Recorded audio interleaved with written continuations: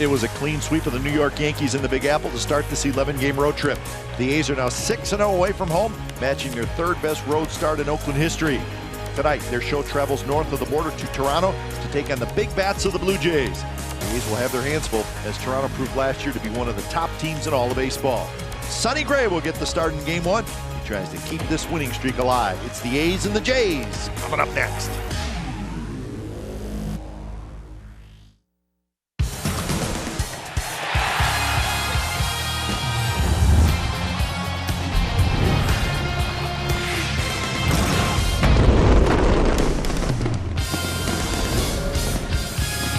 We're at the Rogers Center in Toronto. It's a little chilly outside, doesn't matter though, because the roof is closed and it is nice inside. Aaron Sanchez is going to pitch tonight for the Blue Jays. Sonny Gray is going to pitch for the A's. That's a pretty good matchup. A's have won 5 in a row. They'll try to make it 6 tonight. It's the A's and the Blue Jays coming up on CSN California.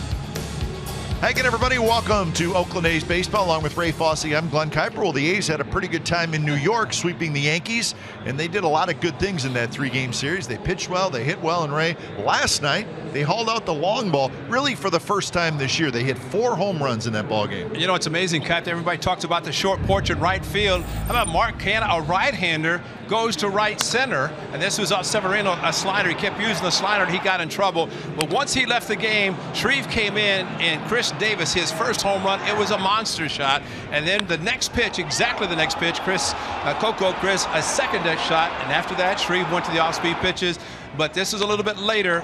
Biggest home run probably the game, Chris Coughlin, the 2-run shot, because the A's continued to add on, and that's been the key for them so far this year. They score early, they've not been adding on, but this year they have been, and it's really helped them win some ball games. Sonny Gray will make his 4th start tonight, and he's coming off a decent performance against the Royals. He beat Kansas City on Saturday, but Ray, he had to work hard. He threw 114 pitches in 6 innings. Maybe not on top of his game, but still pretty darn good. You know, he's amazing how he's able to kind of manufacture, invent pitches to stay in the ball game. I like the fact that he wanted to stay in after the 5 innings when there's a possibility that he was going to come out. He's a great pitcher. He knows how to pitch. And against the Blue Jays, the middle part of the lineup of the Blue Jays, we know they can be very difficult. But Sonny Gray has a great curveball. He has a mixture of pitches that he can throw to all of those guys to try to get them out. And Sonny will try to get his 3rd win of the year tonight. He will be opposed by Aaron Sanchez, young right-hander who's off to a terrific start for the Blue Jays. So we're at the Rogers Center, and we're looking forward to a fun weekend of baseball. It's the A's, and it's the Blue Jays. A's trying to extend their winning streak. We'll have Lineups in first pitch right after this.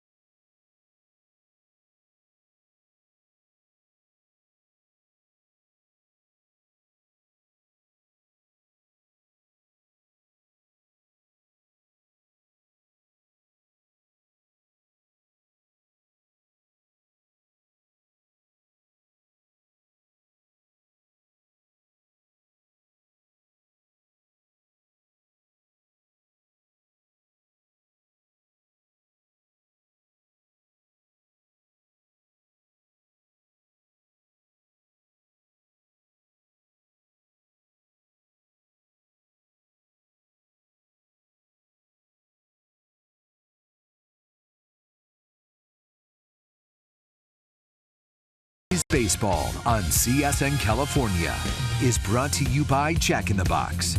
Taste the Baconlicious Sourdough Bacon Ranch Combo, only at Jack in the Box.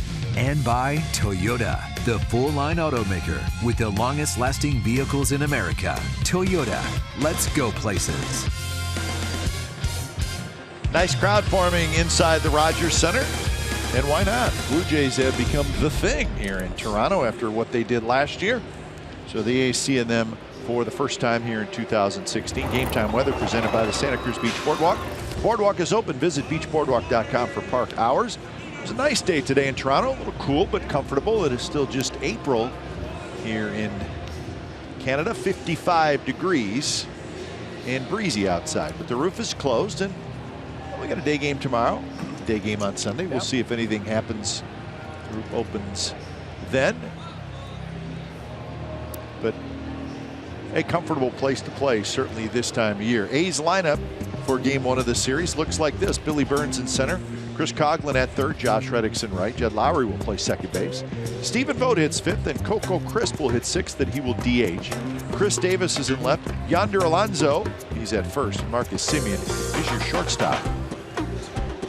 Aaron Sanchez on the mound for the Blue Jays. He is starting, but there's been some talk about him going to the bullpen. Drew Hutchinson will be coming up on Sunday to make one start. Talk about him being in the rotation, Sanchez in the bullpen, but Sanchez is good. He's got a fastball in the mid-90s. He also throws a cutter, and he will try to stay around the plate with those pitches. He also throws a curveball and a changeup, but he's pretty good, and especially with a good fastball, which seems to be pretty common around baseball these days. Hey, dirt infield. We like nice. that. It looks nice. It looks like a major league field. To get down real close and see it's artificial grass. It is artificial grass. No, that's all right. It's tough to grow grass inside a dome. And Billy Burns goes after the first pitch. Skiesman toward left where Ezekiel Carrera, the left fielder, makes the catch. One pitch, one out. Blue Jays defense, you saw Carrera. He's in left field. Kevin Pillar is in center. Jose Bautista is in right. Then Donaldson, Goins, Barney, Smoke on the infield. Russell Martin is your catcher. So Troy Tulowitzki, who's been struggling in the early going of this season, gets the night off. Here's Chris Coghlan. But his manager, John Gibbons, said, you know, if Tulowitzki never gets another hit, that's okay by me. His defense is that good, but he's not. It's amazing how much offense is part of the game, and you struggle a little bit. There's the manager, John Gibbons, second tenure with the Blue Jays. He was here before and came back. Curve for a strike. So a quick 0-2 to Chris Coghlan. There's Tulowitzki. First full year here in Toronto.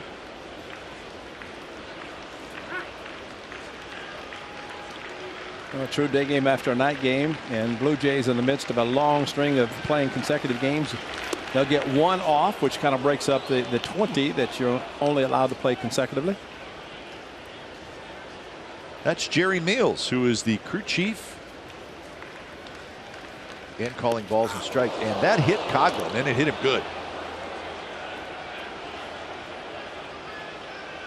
Well, you have two strikes, you don't mind getting hit, but Chris Coghlan did not like that breaking ball hitting him solidly someplace. Oh, gosh. Got him in the kneecap. Check the right side, the right knee. Oh, I got him on the foot and came up and hit him twice. So he's trying to walk it off. I think Paparesta is going to check on him.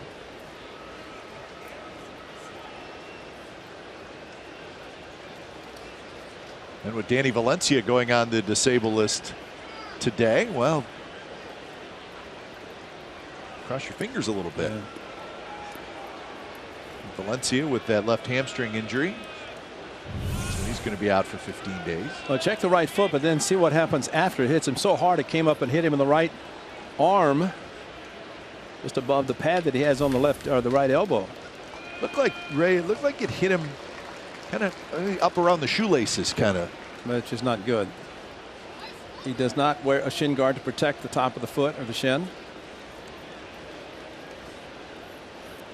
So the A's get a base runner the hard way, and here's Reddick.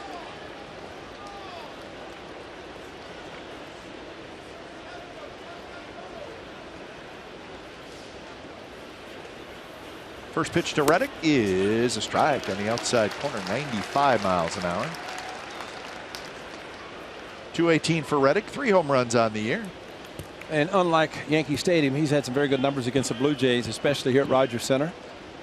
Well aware of those, as he knows he does not have to go back to Yankee Stadium this year during regular season. Sanchez paints the inside corner.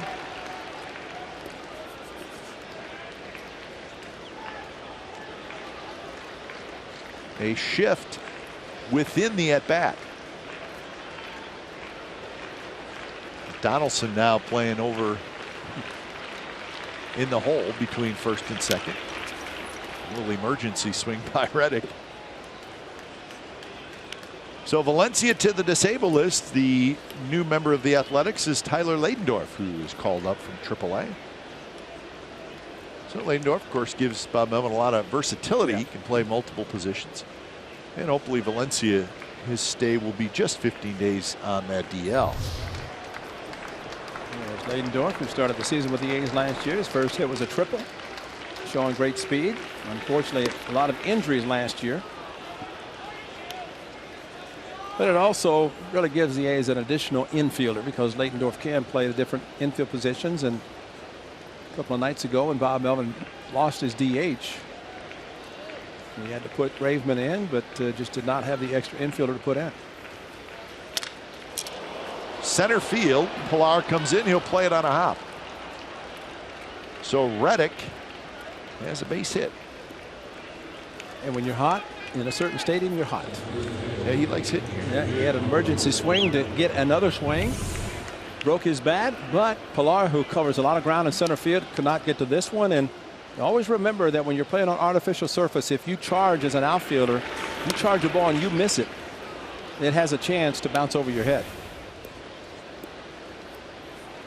So 2 on 1 out, and here's Jed Lowry. Lowry had a very good series in New York, 6 for 12 overall with a couple of runs batted in. He had a 4-hit game. So his batting average up to 286. He's got 10 RBIs.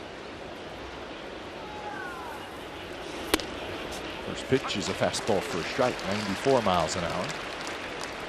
Vote to follow. A's with an opportunity here in the first. A's are 9-7 on the year, sitting on a 5-game winning streak.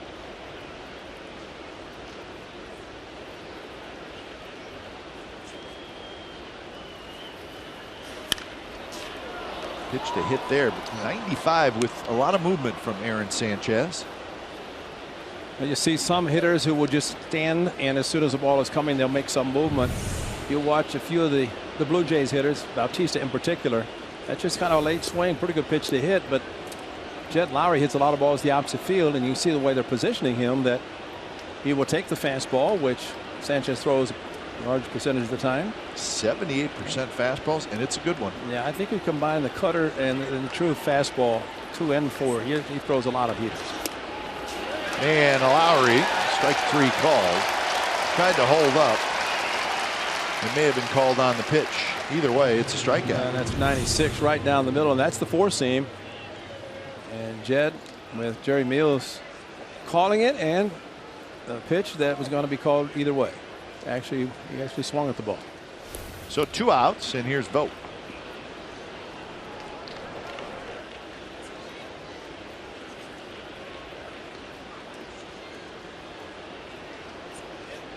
Vogt hitting .280. He's got a couple of home runs and 4 RBIs. He was 3 for 11 in that series against New York. 8 hits in his last 21 at-bats.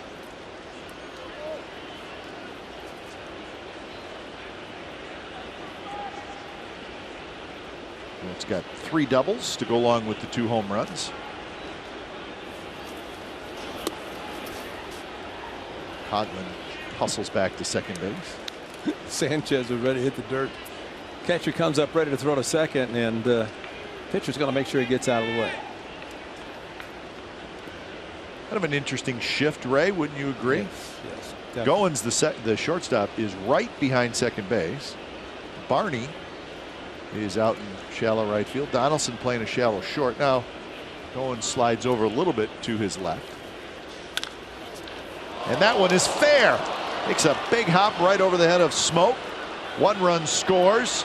Here comes Reddick, and now he'll be held up late. Now the ball rolls to the middle toward the middle of the infield. So Stephen Vogt with a smash RBI double, and the A's lead 1-0. Smoke dove for it, and right as he dove, the ball took a wicked hop, shot right past him.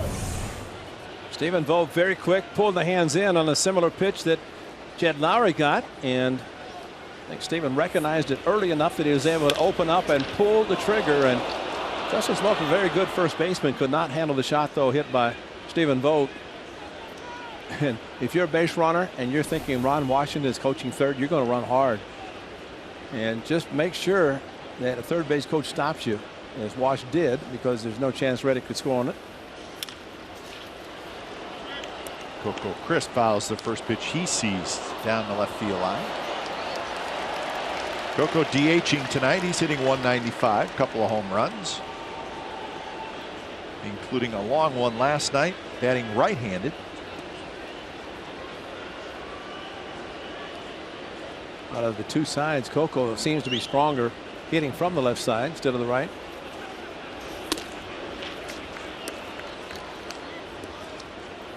So the hit batter, which was Coughlin, ends up scoring with 2 strikes. Reddick broke his bat. Actually, the hardest ball was hit by Stephen Vogt that turned into a double.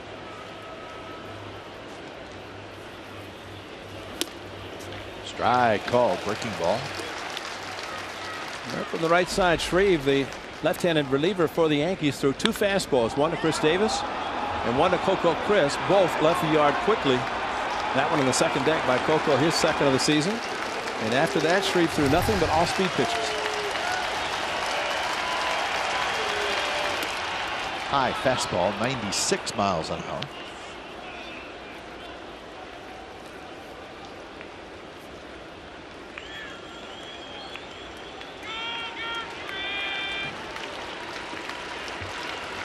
Crowd making some noise early.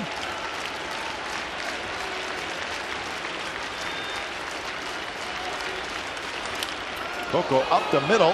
What a play by Goins. Throw to first, and they got him. Ryan Goins with terrific play, and it saved 2 runs. So the A's do get 1 on a couple of hits. Bottom of the first coming up. 1-0 Athletics.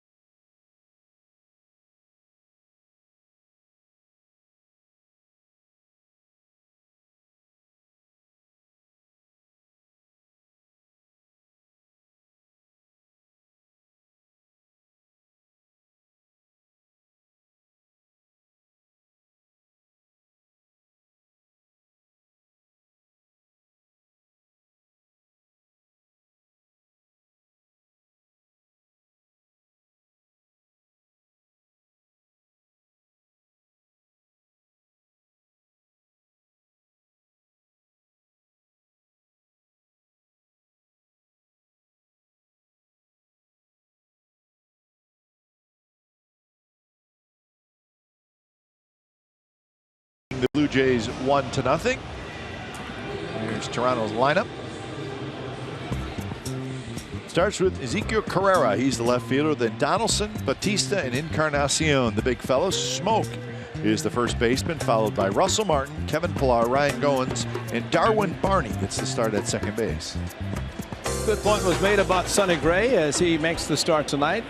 He pitched Saturday in Oakland against the Kansas City Royals, so they've been Friday. He gets an extra day, and sometimes Sonny does not pitch his best when he gets extra rest, but I think this early in the season it works out perfectly for him as he makes his 4th start of the season and trying to keep this streak going. He's got a run on the 1st inning, and for Sonny Gray getting support, which I think gave up a run in the 1st innings last start, and then Reddick hit the 3-run home run at the Coliseum against the Royals, gave him an early 3-1 lead.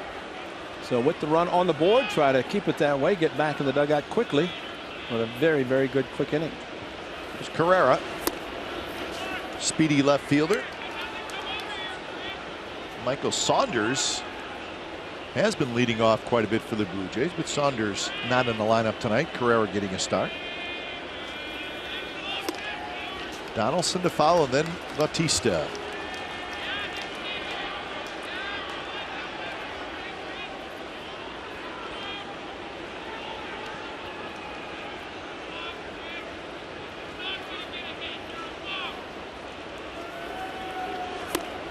That one at the knees, first strike. Blue Jays are 8-9 on the year. Just finished up a road trip.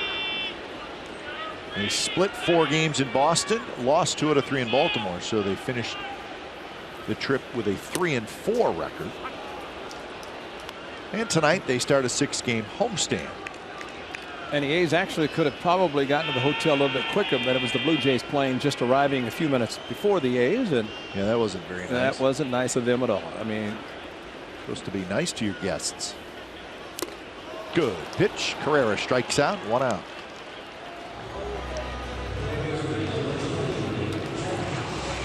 A's defense tonight has Chris Davis in left, Billy Burns in center, and Josh Reddick in right.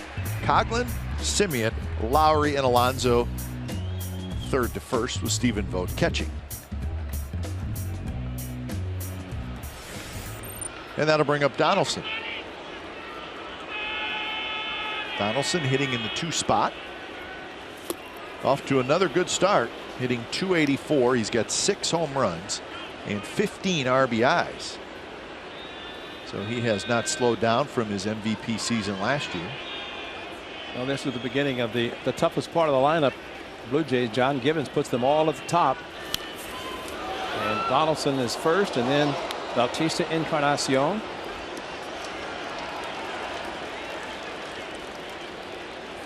Got to ramp it up a little bit extra if you're a pitcher against these 3 in the lineup, but doesn't mean that you can take it easy with the rest of them, because they are good. Some veterans in the lower part of the lineup as well.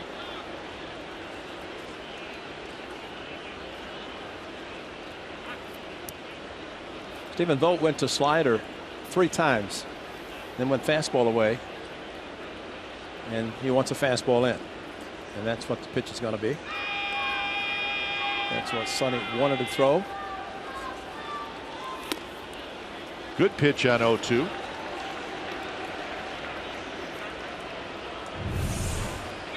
Just a little bit off the plate, could not have been high, because Jerry Mills has called that pitch tonight already, at least the height. It's like it could have been called a strike also.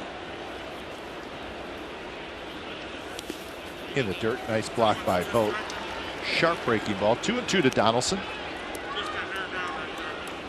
That robotic camera still above home plate. Is that what we're I like it. Blair doesn't send somebody up there to man that camera. There it is. No, that's good. That's good. Just leave it as a robotic. Breaking ball, swing and a miss, and the bat goes toward the shortstop. Back-to-back strikeouts for Sonny Gray to open up the bottom of the first.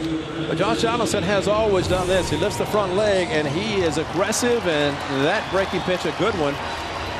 And the bat goes towards shortstop. A strike 3, swing and miss. But there's a lot of similarities. Of course, Danny Valencia said he learned from Jose Bautista with a leg kick. But Bautista does the same thing as we just saw with Donaldson. But Bautista has really, he has what, 14 walks, something like that. I mean, he knows the strike zone, and he's very aggressive. You get a pitch to hit like the leg kick. Chops this one with the shift on. Lowry's right there near second base. And a good inning for Sonny Gray. His couple of strikeouts. 1-0 A's after 1 from Toronto.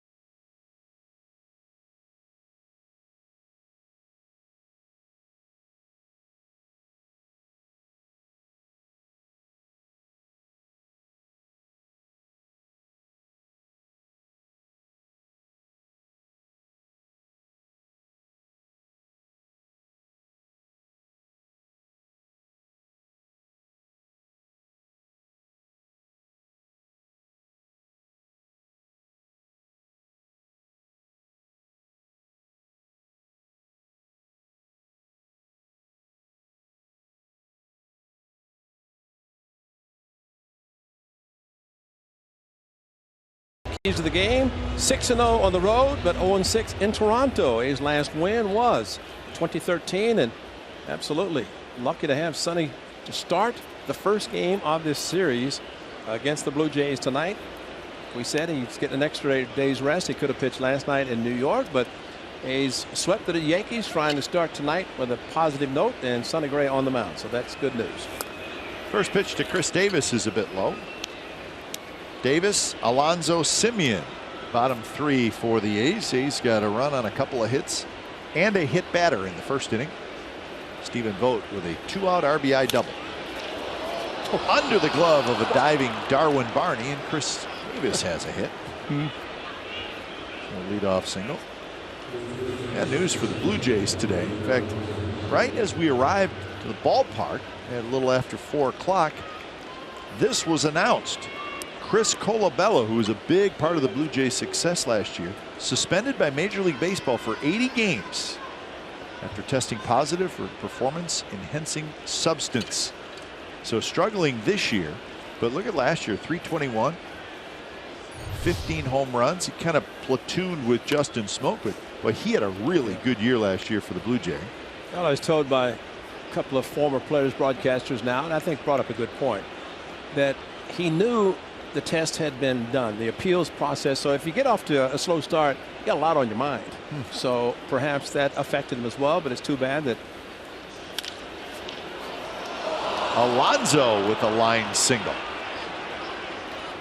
So a couple of hard hit balls in. The A's are at it again. 2 on, nobody out. And Cap, I want to clarify something. I said it's too bad, but it's too bad because in today's baseball with all the testing, it's really not that smart. I'm sorry, it's just there's something that happened. But meanwhile, Chris Davis smoked the ball up the middle. It was hit so hard, went under the glove of the shortstop, and now Alonso doing the same thing right back up the middle. And here's Marcus Simeon.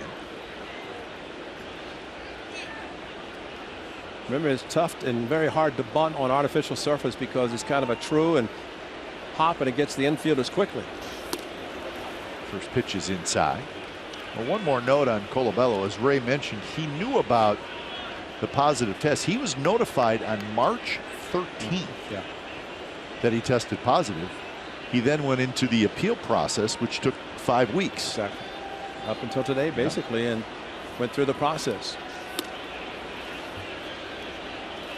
So the Blue Jays lose an important player for 80 games. They did bring up a relief pitcher, and they didn't bring up another position player because they do have I think 29 games in 30 days coming up, and that's the reason the starting pitcher on Sunday has been switched. The A's will not see Stroman.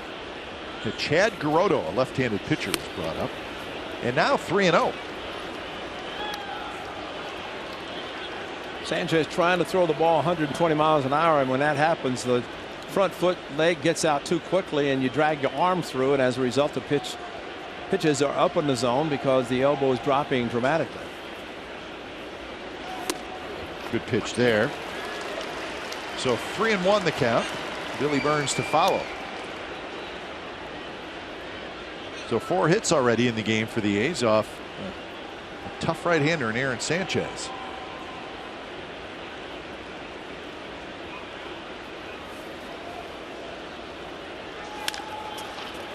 Donaldson can't get it under his glove. Chris Davis is going to be waved home. Carrera's throw, one hop is there, and he is out.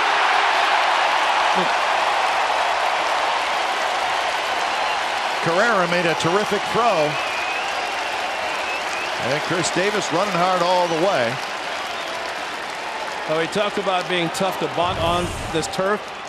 Ball also gets the outfielders very quickly, and ball hit very hard by Marcus Semien, and again an infielder, Donaldson, not able to get to the ball and possibly turning into a double play, and Chris Davis hustling, looking back, and Russell Martin getting the throw to the right, able to reach back to the left to make a swipe tag and get a big out. And look at Russell Martin using 2 hands to catch the ball, but 1 hand to make the tag. Strong throw, perfect throw. Boy, we've seen some outfielders make some throws in this short road trip so far. So 1 out. Alonso now at second with Semien at first, and Billy Burns steps in.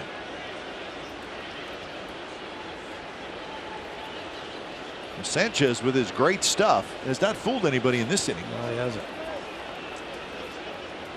He's getting some good swings off.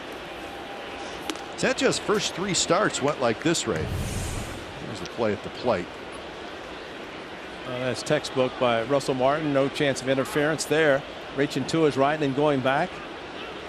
You know, there's a case where if Davis had gone farther to the right and reached back with his hand, he might have been in safely. But he maybe thought he had it clearly or easily to go to the plate.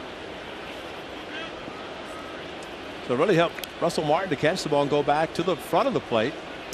And see some of the magicians come in, slide away, and then kind of take their hand over the tag, touch the plate and be safe. Well, I think most players feel you can maneuver your hand easier than you can maneuver your leg. Great point. 2-0 to Burns. Chop towards second. Throw to first, not in time. Rowan's got it right by the bag. And only the great speed of Burns kept this inning alive. They're going to check it. They may look at it. Yeah, John Gibbons out in the top step. And you're right. Strong arm, touched the bag with his left foot and unloaded. Billy Burns, bang, bang. Touched the front of the bag. That's always the key. And that's what they're going to look at there. And with the first baseman, John Gibbons already back in the dugout.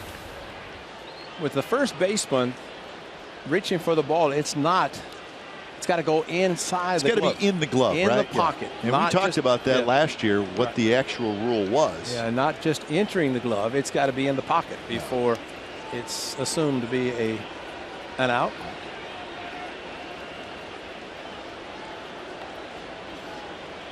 Two outs, first and third. Here's Coghlan. Coghlan hits one high in the air, left center, hit well. Pillar's back, and that baby's gone. Wow.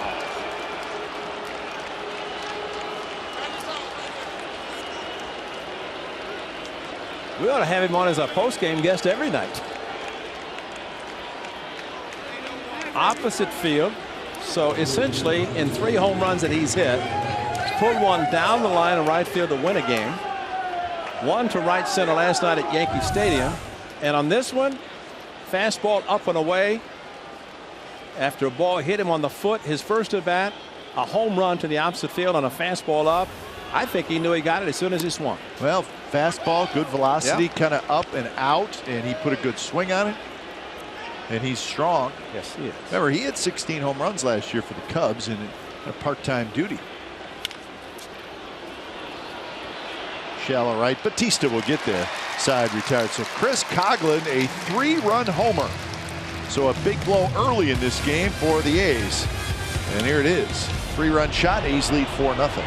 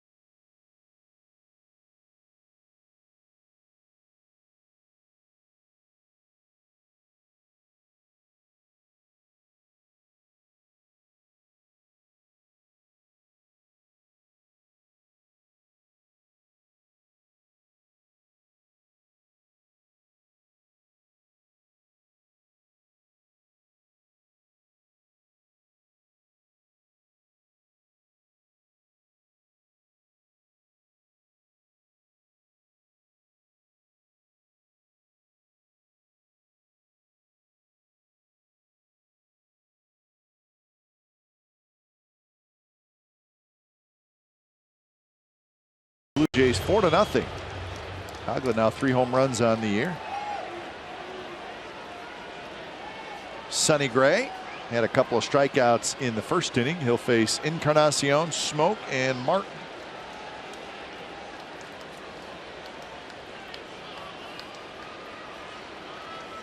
Encarnacion 299. He's got a couple of home runs, 11 RBIs.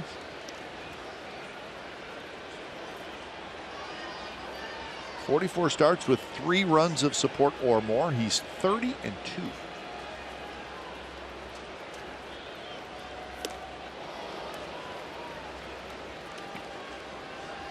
Ball seemed like it's 100 miles an hour. Look at the board. It's 88. Good movement. The 2-seamer that moved inside the Encarnacion.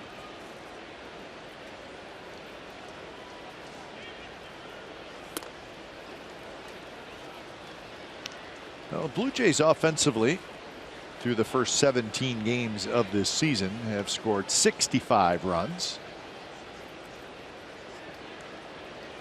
So not bad, but of course not quite at the pace yet of the pounding they put on the American League last year. And another strikeout for Sonny Gray. He's already got 3. Fans, follow Athletics Baseball live with the MLB.com at bat app. Stay up to the moment, any moment, with game day, live game, video highlights, StatCast, news, and more. Download MLB.com at bat, the #1 app for live baseball on your phone and tablet. So here's Smoke. Justin Smoke, the switch hitter. Second year with the Blue Jays. He's off to a slow start, 4 for 18.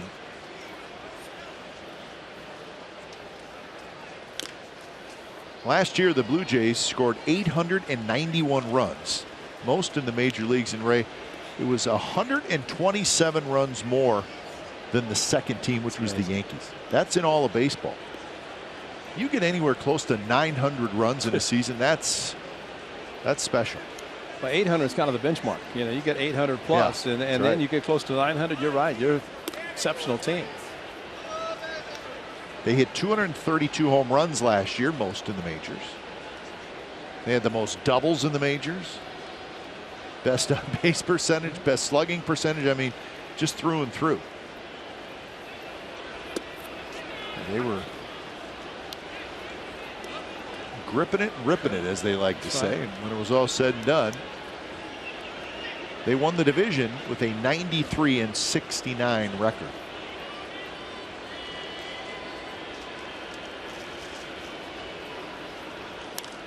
Smoke gets jammed, pops a foul back. I think you and I both agree that when Justin Smoke was acquired by the Mariners in that big trade, that he was going to have a tremendous career. Yeah. But he's never really done that much. And as you mentioned, with the Blue Jays getting an opportunity here as well. Went from the Rangers to the Mariners, and switch hitter. You figured he's going to have a great career, and just things have not panned out that well for him. Yep, and he's had lots of opportunities to play regularly. He strikes out there. 4 strikeouts for Sonny Gray.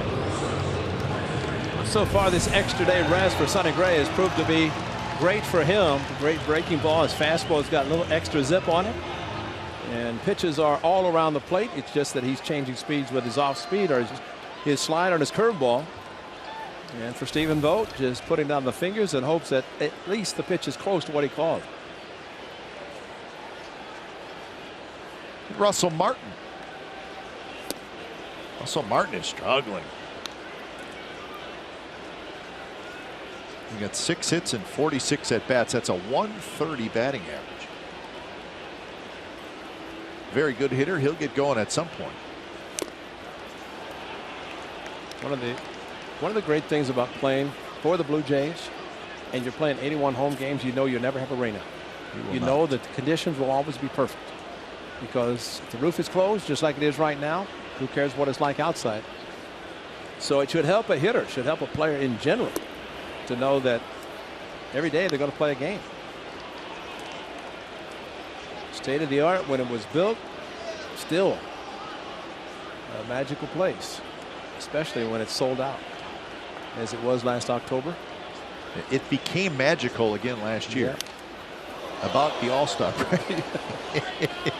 Yeah, about the time Tulowitzki was acquired. That's right. About trade deadline. Because they talked about the numbers of tickets that were sold with that one acquisition of Troy Tulowitzki. He's got to love this dirt. He doesn't have to stand on turf all the time like he did before this new dirt was put in.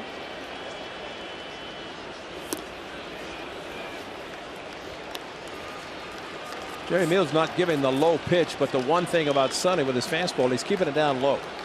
The 2-0 that he threw to Carrera to start the game was called a strike. They're just down low enough that if the hitters do swing, they're going to beat the ball on the ground. 3-2 pitch, a curveball, and Sonny Gray strikes out the side. He has struck out 5 of the first 6 hitters he has faced. 3rd inning coming up, 4-0 A's lead.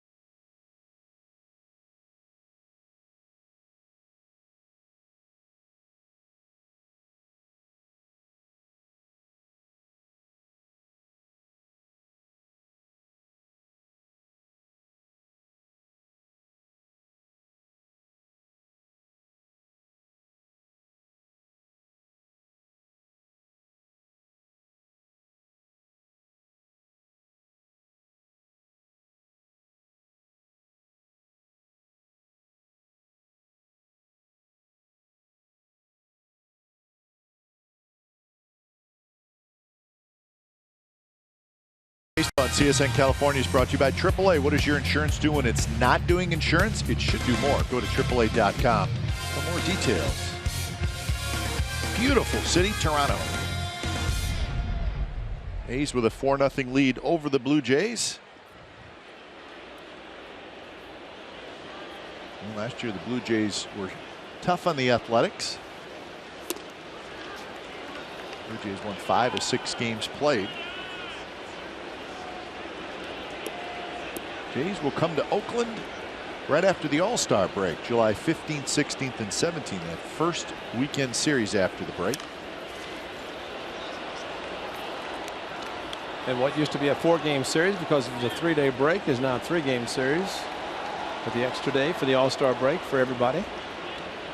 As it should be. Absolutely. You can understand why the Blue Jays like Sanchez perhaps coming out of the bullpen, because he has an assortment of pitches. He can throw hard. Well, he's been terrific his first 3 starts. Getting knocked around a little bit tonight.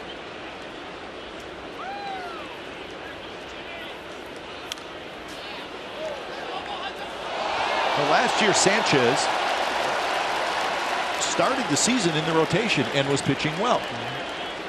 But then he went on the disabled list. Strained his right side, and when he came back from the disabled list in July, they then put him in the bullpen, and he was terrific in the bullpen. Another line drive. Mullins grabs this one.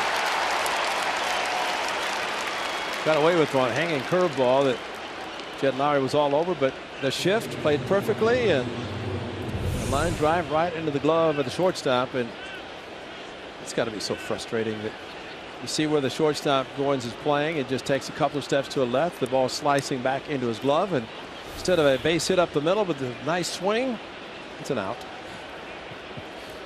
Line drive up the middle.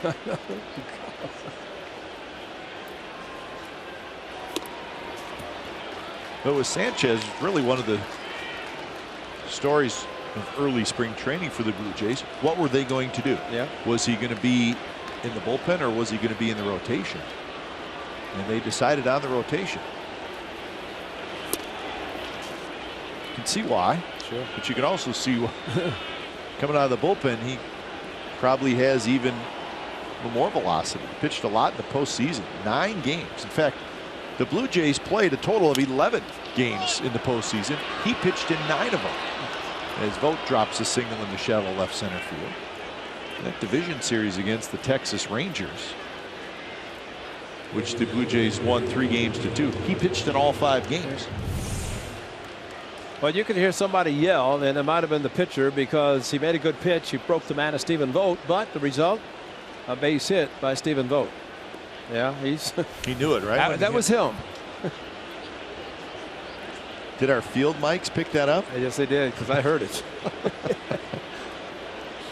He likes fudge. So 7 hits now for the A's. And there's Coco, who takes inside. Coco was robbed of a hit in the first inning. The ball up the middle that Goins made a very nice play on. They saved a couple of runs.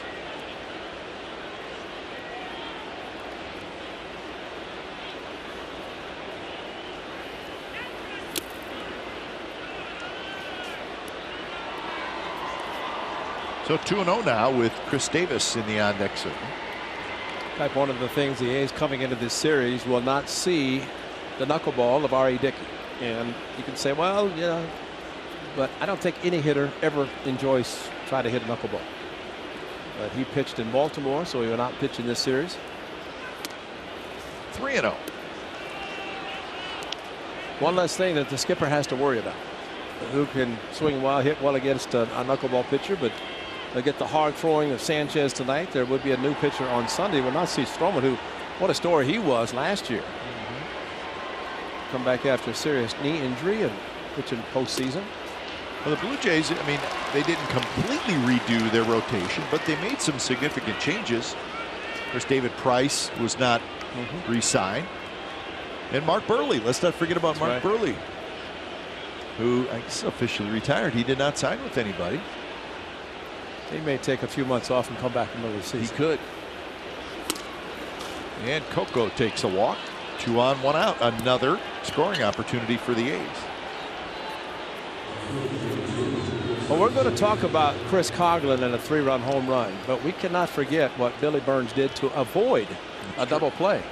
Because if he's doubled up, Coghlan doesn't come up, and the A's only score the 1 run. But he hustled down the line, a play that John Gibbons thought about challenging but did not. And that quickly it turned around, and Coghlan hit a 3-run home run in the opposite field.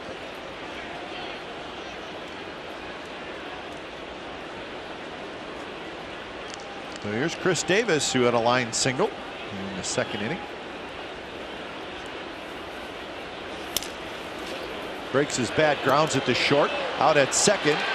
Darwin Barney's throw to first, not in time. Well, you can credit Coco Crisp on that one because he got down to second base and he forced Barney to have to kind of change directions. Marlo Hale checking to see about the play at first base again. But Coco straight in. And again, I don't know. He just barely beat it. Maybe foot down, ball not quite in the glove. And Bob Melvin's coming out. Well, Bob Melvin saw it last night. He was not happy with the fact that the Yankees took forever to decide what they were going to do. Can't blame him.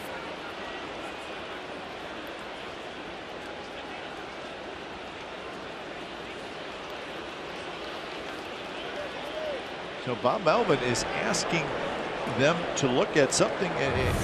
Maybe a second base. Be the slide, right? Might be. Well, it might be at second base.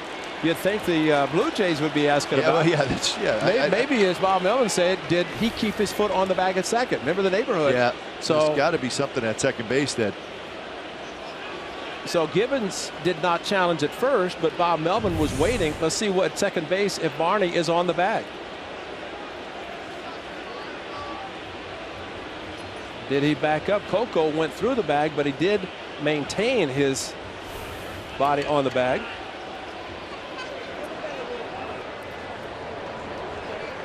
Well, for the A's to challenge this, they must have seen something. Yeah. The angle that, let's see this.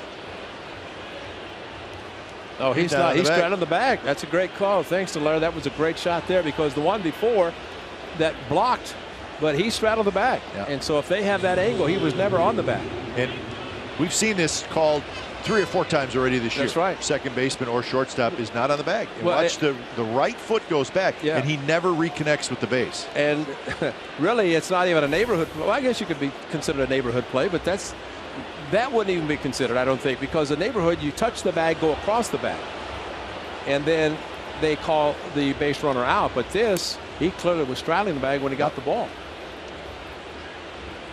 So pretty good call by Adam Roden. Some credit there. Absolutely. Down in the video room. And the interesting thing was seeing Bob Melvin stand at home plate waiting to see what John Gibbons was going to do at first. And at no point is anybody in the Blue Jays dugout thinking that there's something else going on. And they're watched on their diamond vision, and fans have to be saying, uh-oh, because they're seeing their second baseman straddling the bag. Well, Diamond Vision just showed a replay where the camera's kind of above the third baseman, so you're looking right at it. And listen, they have to change this call. Did you hear the fans go, oh? Yeah, there was a groan because they showed that. Second base umpires Gabe Morales. Safe. That's right. They got it right. Guys. Great call. So big play as Coco will go back to second base. And again, whether you like the rule or not, and a lot of people don't, but it was called correctly. Well, Gibbons is just going to probably inquire or maybe talk to his pitcher. I don't know, but this looks like a walk to talk to his pitcher, not so much the umpires, because he would have gone to the home plate umpire, Jerry Mills, who started the crew chief.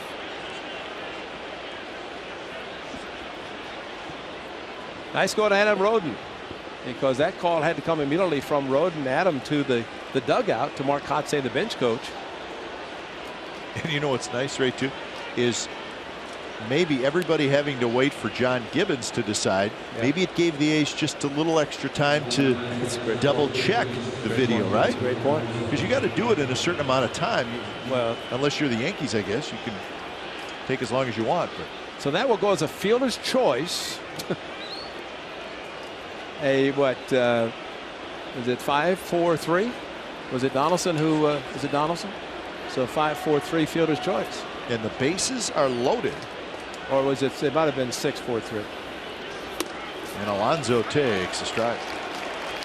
6-4-3. Yeah, I went to shortstop because I thought it was going to be difficult for Chris Davis because he broke his bat, had the full swing, a little slow getting out of the batter's box, and probably the Blue Jays hurriedly making what turned out to be a bad play. And now 0-2. And listen, there's no question that this rule around second base has quickly become controversial. Coco did a good job too, Ken, because when he slid, he went through the bag. You're not allowed really to do that. 0-2 the count. Nobody in the third base position. Swing and a miss. He struck him out. Hard breaking ball from Sanchez. So he badly needed a strikeout, and he got it. Well, they went to hard one, the hard curveball, and you really have to protect in a situation like that.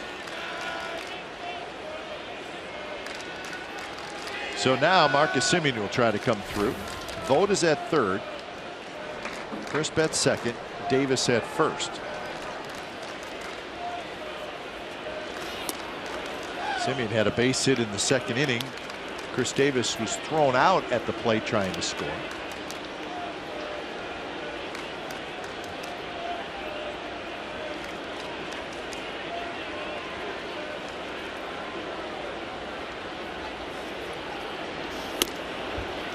Close pitch. Sanchez thought maybe it was a strike.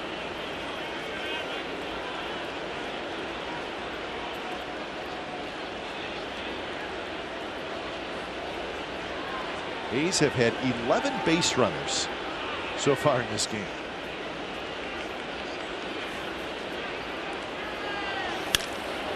Shot into the glove of Goins. He grabs it, side retired.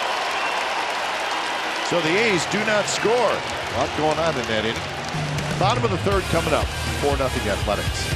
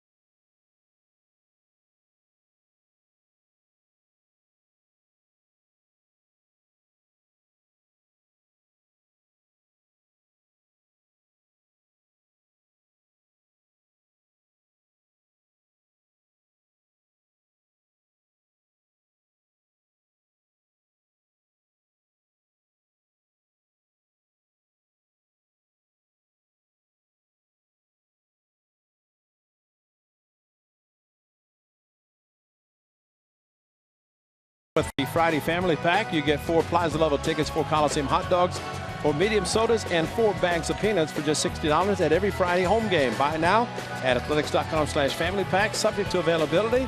And today is Friday, so 1 week from Friday, today, the A's will be back at the Coliseum. Houston Astros in town after the A's play 3 here in Toronto, 4 in Detroit, and back at the Coliseum. Kevin Pillar, Ryan Goins, and Darwin Barney for the Blue Jays. Sonny Gray has struck out 5 of the first 6.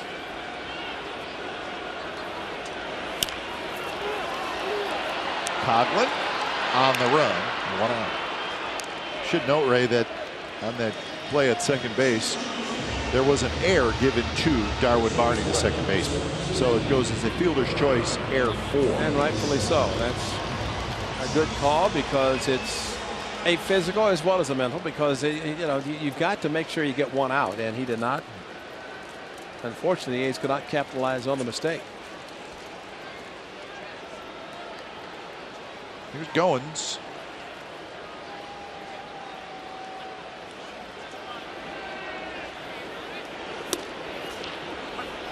Goins ended up pretty much being the regular second baseman last year, even though when the season started he was really more of a utility guy. The Blue Jays had a young second baseman, Devin Travis, who really got off to a good start. Very good looking young player, but injured and still not back.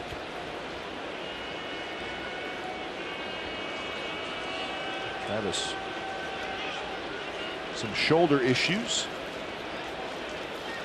The Goins took over and played a lot last year and did a nice job. And pretty smooth around the bag on either side of the bag. Oh, he's got a strong arm. Yeah. We've already seen that tonight.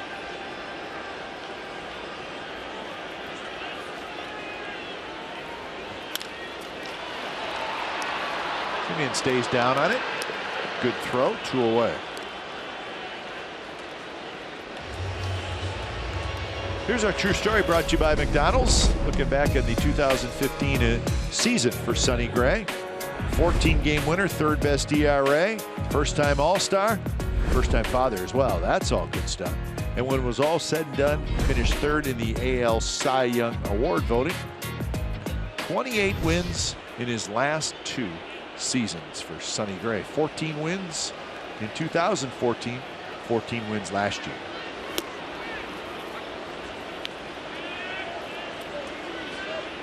Had a real good first half, average second half, and I'm sure that's something Sonny would like to change. And it could be also kind that in the case of this particular start. That one's deep, and that one's gone. Darwin Barney with a solo shot, and the Blue Jays are on the board. It's 4-1.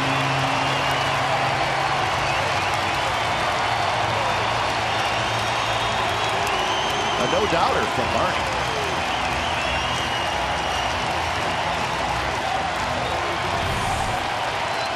Well, first pitch fastball, second pitch better fastball from the hitter standpoint, and Barney crushed it. So he probably made those people forget quickly about him not touching second in the top half of the inning, because that was second deck, and you can only think about that goes second deck, and he crushed it, and think about the ones that have gone to the 5th level here at Rogers Center.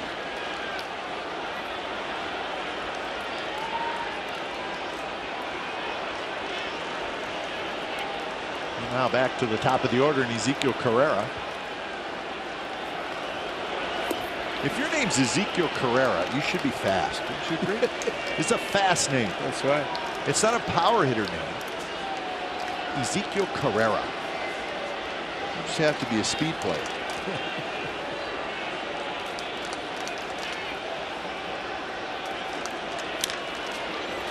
Alon off the glove, picked up by Lowry, throw to Sonny Gray, and they got it. Never an easy throw if you're the second baseman. Lowry took care of it. Side retired. Darwin Barney with a home run. So 4th inning coming up. A's 4, Blue Jays 1.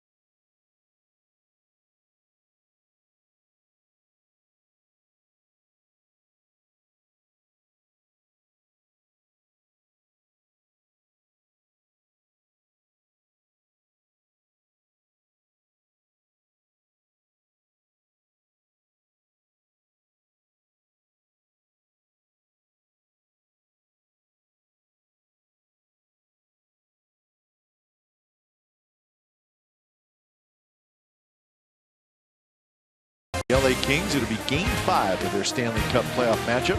Sharks lead that series 3-1. Coverage begins tonight right after our game here in Toronto. Don't miss a moment on the home of the authentic Sharks fans, CSN California. So you got a baseball hockey doubleheader tonight on CSN California. Sharks try to wrap it up. Big hop. Burns is retired. You know what always makes me laugh here, Ray? Is when you look out right field, and it's where the A's bullpen is, and it looks like Bird's sitting on a fence, doesn't it? That's right. They're just sitting up there. They got a nice little area that they can sit, but when you look at it from where we're sitting, Bird's on a fence post. You think it's a carnival, huh? 7 of them. How many relievers? 7. And Emo and Phil Pull. Yeah. Bullpen coach and bullpen catcher. Well, there's an area obviously where they can sit down by the mounds. Smoke gives ground, gets a good hop, underhands, and that's out number 2. Now, Blue Jays have the same setup if they want. They choose to stay down underneath. To hide. They're hiding. They're hiding. See? Well, every organization has a different philosophy, right, Ray? Well, you know, County Stadium, you went to County Stadium many times. The bullpens in right field, the home was in front, and they were sitting just like that. Yeah. And the visitors were behind. Right under the scoreboard. Right under the scoreboard, exactly. And that's why you get the number to that bullpen, and you call down, and you say, get so-and-so up, and all of a sudden the manager looks and why is he warming up? Not to say I did that any time. No, but it's a good idea. You witnessed it. Actually knew one guy ordered a pizza. Had well, I was going to say, County Stadium bullpen. Was there an area, like, could you get to the concession stands?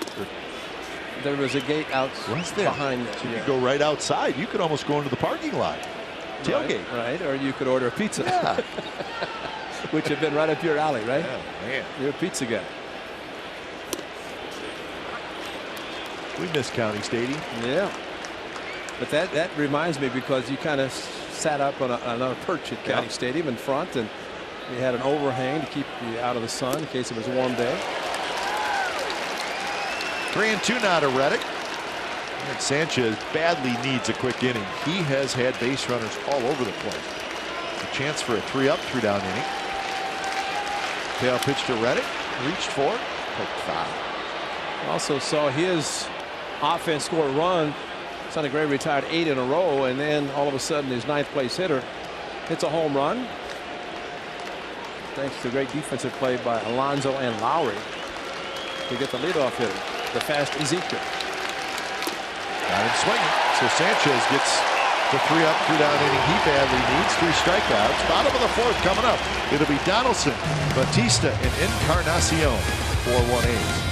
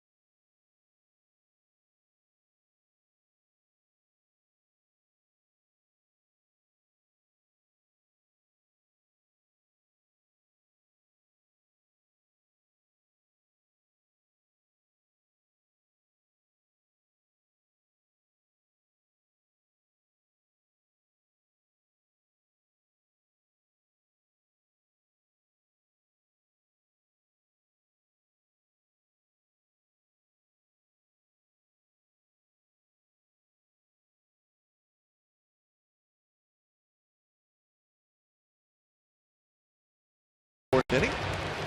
Well, you're always a little uneasy in this ballpark, even with a lead and your ace pitcher going, and he's got good stuff tonight. Well, the middle part of the batting order, when your ninth place hitter goes deep, second deck, then you start thinking about the middle part of the order, starting with Donaldson and their potential power. First pitch to Donaldson is high. Donaldson struck out, was fooled on a hard breaking ball.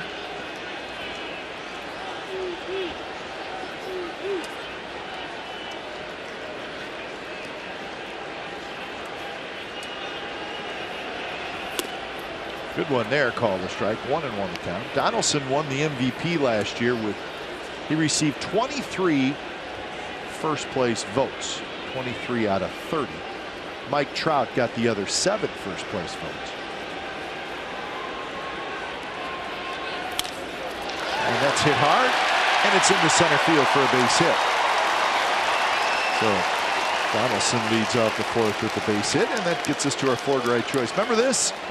August 10th of 2013. Sonny Gray makes his first major league start, and it was right here in Toronto. He took the loss. He went 6 innings, gave up 4 runs, 2 earned through 94 pitches. He pitched well that day. Unfortunately got the loss. Remember, Batista hit a home run off him in the very first inning, and then he settled in and pitched pretty well. See Dan Straley in that shot? I did not see Dan Straley in that shot. Dan Straley's in the big leagues, right? I want to say he pitched. Yeah, where did I saw his name just. He was with the Cubs. Did he go to the Cubs, or he was with Houston? And it escapes me now.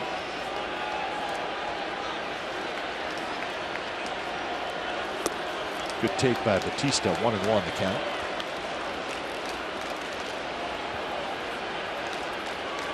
Cincinnati Reds. That's right, Dan Straley with the Reds. Encarnacion to follow here in the bottom of the fourth.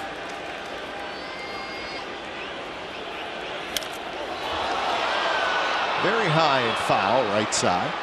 Major shift on for Jose Bautista. Lowry now works his way back his own side of second base bag. He was on the left side.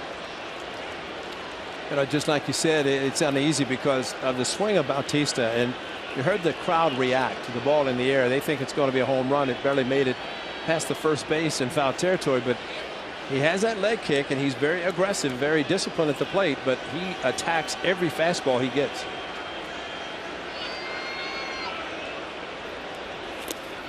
Attacks the breaking ball too, and he missed it. Strikeout number 6. Hoping that's what Sonny's going to throw. You know, you hear that little tick. You know, the acoustics here are such. It seemed like even when Donaldson swung, looked like he broke his bat, or sounded like it, but you hear a little tick here, but it's the ball hitting the dirt. The runner cannot advance. See that? But the ball hit the dirt and no contact. Because if any kind of a contact, it's a foul ball with the ball hitting the dirt. But nice scoop by Stephen Vogt on the hard breaking pitch. Yeah, it's interesting. We have microphones down closer to the field, so we can hear that a little bit in our ear, and every time contact is made, it sounds like a broken bat. Exactly. That's somehow the acoustics and the way the mic down on the field. And that ball sounded like it hit off Jerry Mills, and it did. It hit hard. A foul ball. Stephen Vogt immediately turned around and see how his home plate umpire is doing.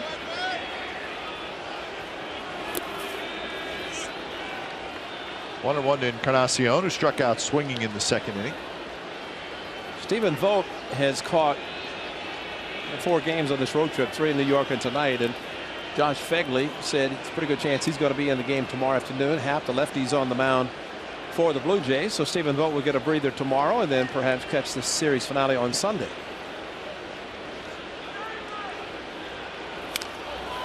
See if the A's can turn it. Simeon out at second, on to first, and Alonso digs it out, but they call him safe. Well, that was slow developing to the point that it just could not get to the shortstop, and able to start the double play. Lowry did as well as he could. Donaldson do something that Bautista did earlier. Looks like Jay Donaldson looked like he grabbed Lowry as he tried to turn it double play. Remember Bautista did that in Tampa Bay, and it cost him a ball game. Ended the game. Ended the game on a double play. And I think Alonso is saying my foot was on the bag. Yeah. But second base Donaldson, of course, very aggressively going into second. Now he just turned. As he turned, he did that. So they're going to take a look at it, thinking they got him at first. Alonso claims that kept his foot on it.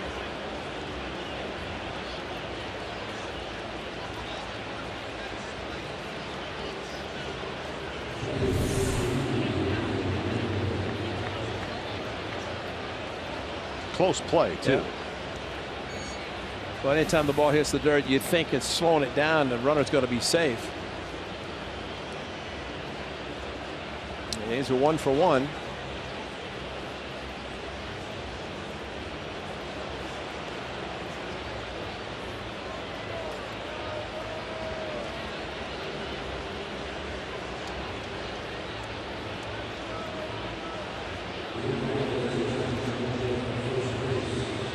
Alonso's foot.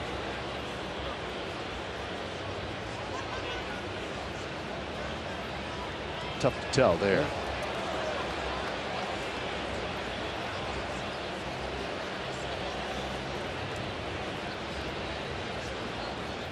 Oh, they called him out. Wow, how about that? So Alonso did keep his foot on the bag. Adam Roden 2 for 2. Wow, that's great. So a big night for Adam Roden. A's lead 4-1 after 4.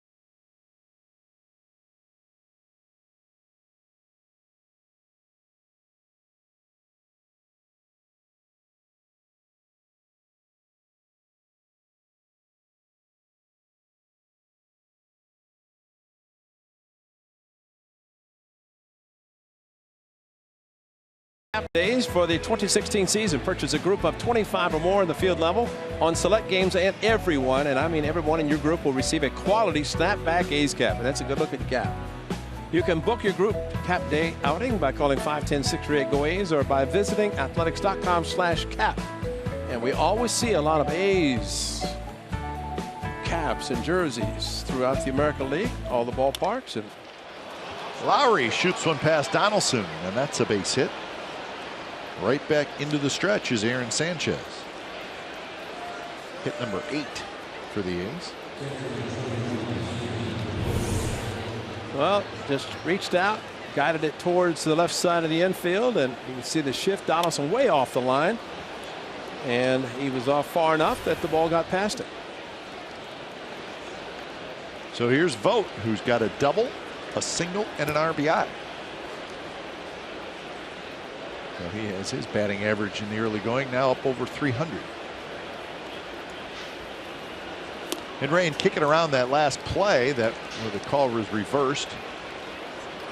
We were discussing Alonso keeping his foot on the bag, but now that think about it, and I was the one who was saying it, I don't think that was the issue. I think it was just simply out or safe. The umpire never made that motion, and they usually do kind of that sweeping motion with both hands, meaning, hey, the throw pulled him off the bag. Umpire never did that, so I think it was just didn't have anything to do with that. It was just simply out or safe. And well, we've talked about Alonso at first base, and man, what a difference it makes to have. I mean, he had to pick. That ball was in the dirt. He had to pick and keep his foot on the bag and catch it quickly enough for it to be called a double play. 0-2 to Vogt. Mike Eldreddy gets out of the way. Alonso very good at first base as Lara came across the bag and scoop, catch, keep the foot on the bag, and you know he's showing the umpire, I've got the ball in my glove. Yeah, and he was out. And he was out. And see, the umpire just said safe, did not say throw pulled you off. So either way, please get the out.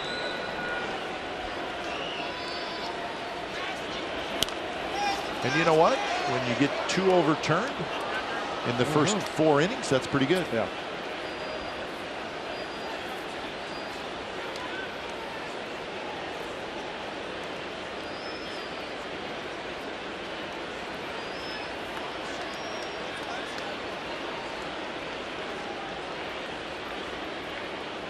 .71 pitches for Aaron Sanchez.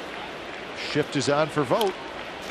Like Vogt may be trying to shoot him through that open left side. They keep pitching him outside. I mean, the pitches are up, and he's just trying to protect. But you know, for them to, they expect with this type of a shift, they're thinking if they pitch Stephen Vogt away, he's going to have that hooking swing and hook the ball into the shift. Donaldson has moved over, playing the second base spot.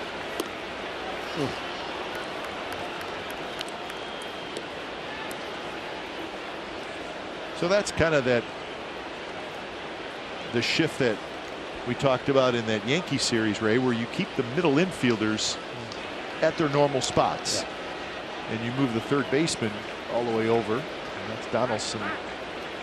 This is in the first base hole there. If he hits the ball on the ground, he's going to pull it. If he hits the ball in the air, he's going to hit it straight away as they're shading him actually towards left field. And he tomahawks one, headed for the right field corner. One hops the wall. Lowry to third. He'll stop there as Batista gets it in quickly and holds Vogt to a single. But Stephen Vogt is 3 for 3. Great description, partner, because that pitch was up, and watch him go after it and get on top. And he's looking up. I don't even know if Stephen knew where the ball was. He's looking up and saying, where is it? Oh, it's towards the right field wall. And with the arm of Bautista, he was very smart to stop, whether or not he saw the ball or not. But Bautista can throw, and he just got it back into second base quickly. Stephen Vogt very wisely stopped it. So they're going to get some movement out in that Blue Jays bullpen.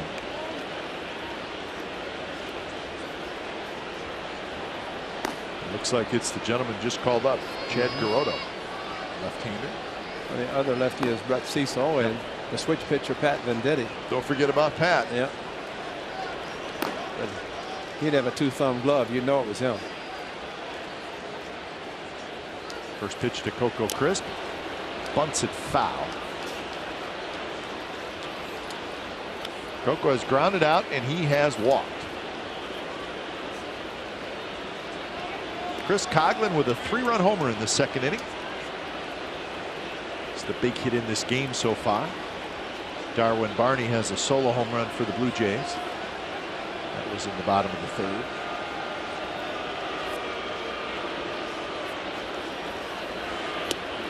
Breaking ball snaps in there, and that's a strike.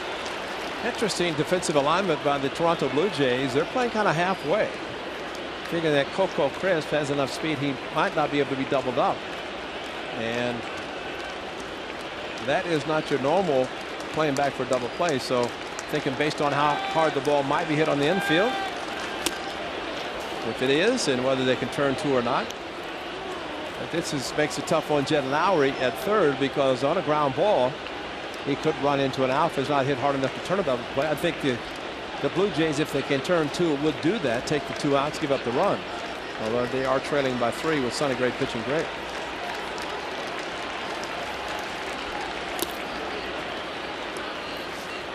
Two and two the count. Yeah, you wonder how much that has to do with who's pitching for the A's. Exactly. Well, they've already seen Billy Burns hustle and avoid being doubled up, and then a 3-run home run to follow. Same with Coco Crisp, and with that guy pitching and striking out batters. Trickles behind Russell Martin, and Lowry's going to score. 5-1 A's lead.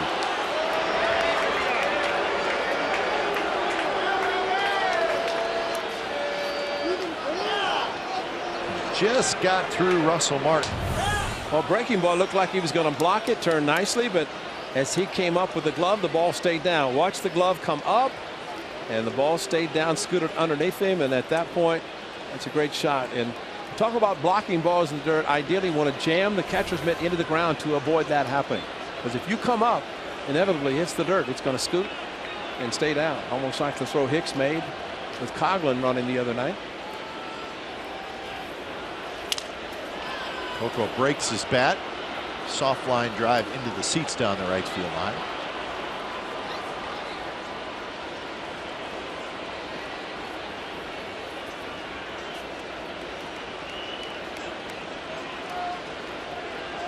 So a run in for the A's. They extend that lead to 5-1.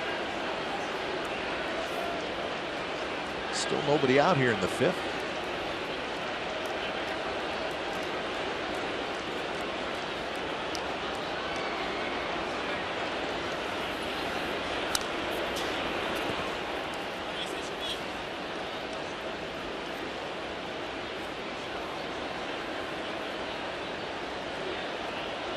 A's have 9 hits. Blue Jays have just 2.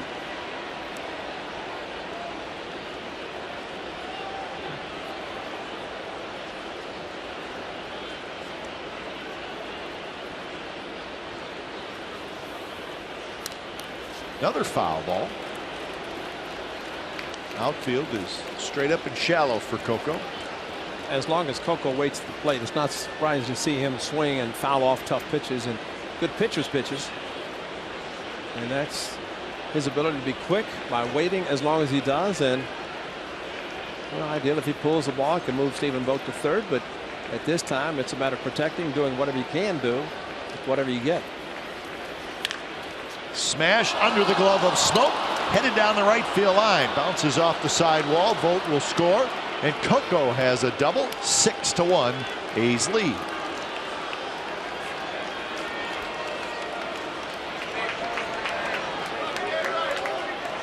Well, between Justin Smoke having a couple of balls go under his glove, Russell Martin missing one, allow a run to score, and they finally get a fastball. Coco just crushed it. And granted, ball is hit very hard. Smoke at the top of the right of the screen. And he's usually very good around the bag, but twice tonight he's not been able to come up with the ball. On the backhand, and well, that looked a little awkward, didn't it? Not very smooth anyway. Here's Davis. Chris gets his 3rd RBI. Fastball inside to Chris Davis, who has singled and reached on a fielder's choice.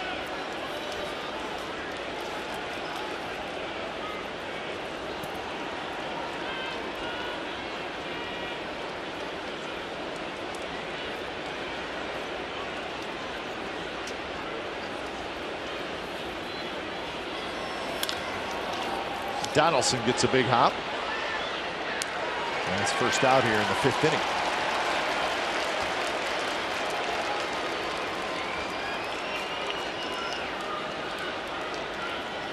So with the lefty Yonder Alonso coming up, John Gibbons is coming out, and that's going to do it for Aaron Sanchez.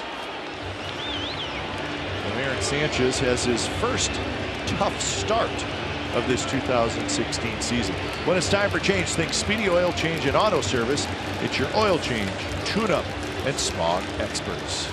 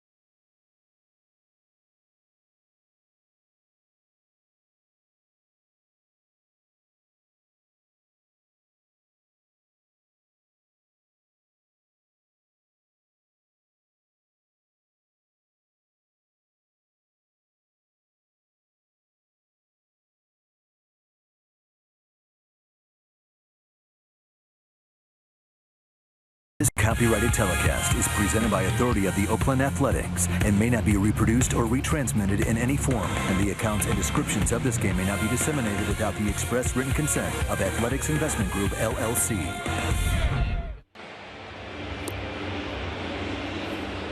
So Sanchez knocked out after 4 1/3. Not sharp tonight. Gave up a lot of hits. 10 hits and 6 runs so far.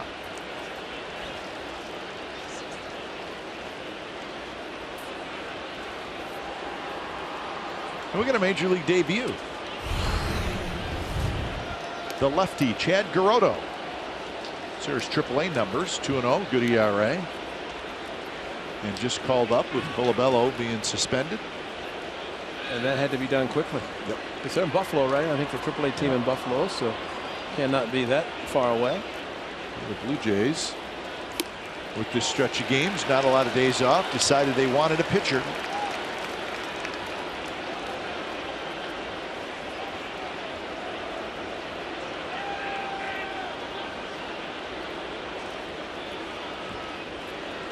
He didn't throw out the baseball throwing his first strike at his major league debut.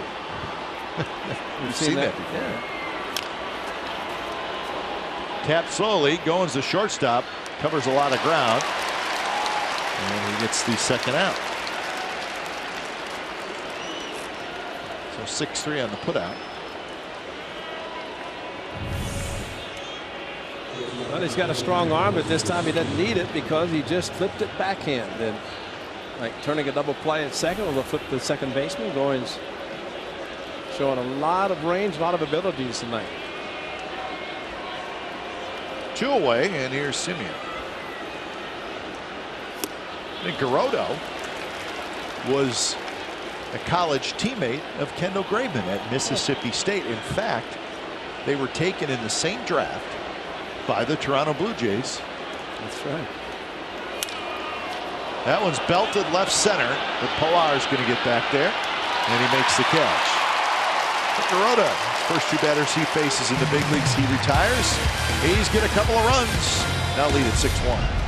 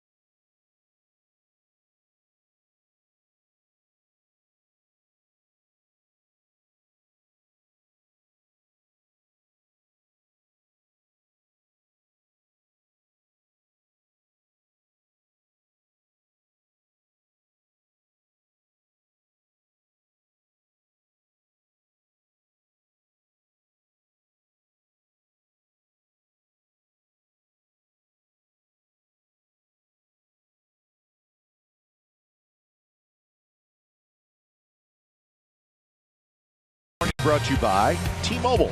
Get major league coverage. T-Mobile has doubled its 4G LTE in the last year. Sonny Gray now has a 6-1 lead over the Blue Jays. A nice crowd tonight, but they've been quiet so far. Smoke, Martin, and Pilar against Sonny, who's got 6 strikeouts. He has not walked anybody. And that one is hooked foul. I think you see hitters with this lead now 6-1 as Smoke first pitch looking fastball and got it, but Sonny Gray has an assortment of pitches to be able to use even if they're thinking first pitch fastball.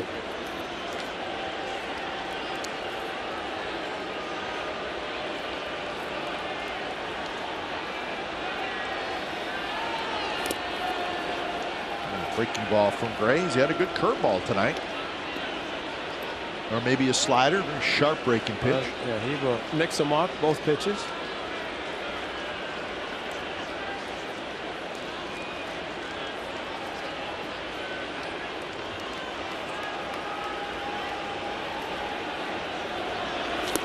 And that is a good pitch, and now it's 1-2. Good note for you. Pitch selection when Sonny is ahead in the count. The fastball and the slider. See, normally the slider overall 13%, but when he's ahead in the count, he throws it 32%.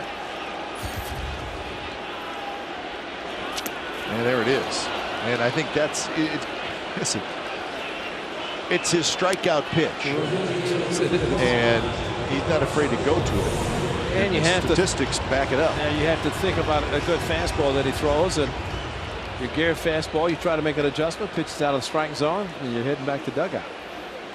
So 7 strikeouts now.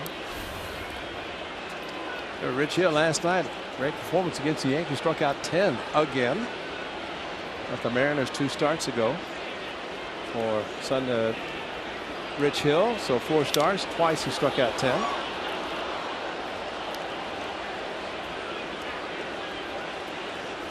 Oh, and 1 to Russell Martin. He struck out in the second. So a couple of lefties, Surkamp and Hill sitting side by side. Rich Hill was good. Surkamp was good. Both of them good in New York. Back-to-back games. Actually, Tuesday and Thursday, that is. Last night got the win, 2-2 record with 3 hits, couple runs, 4 walks, and 10 punch-outs.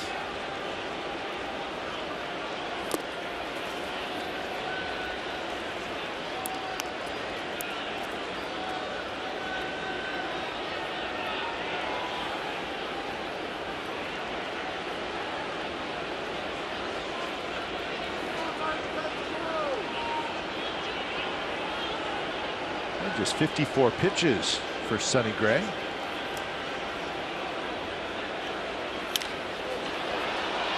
The fastball there, skied foul.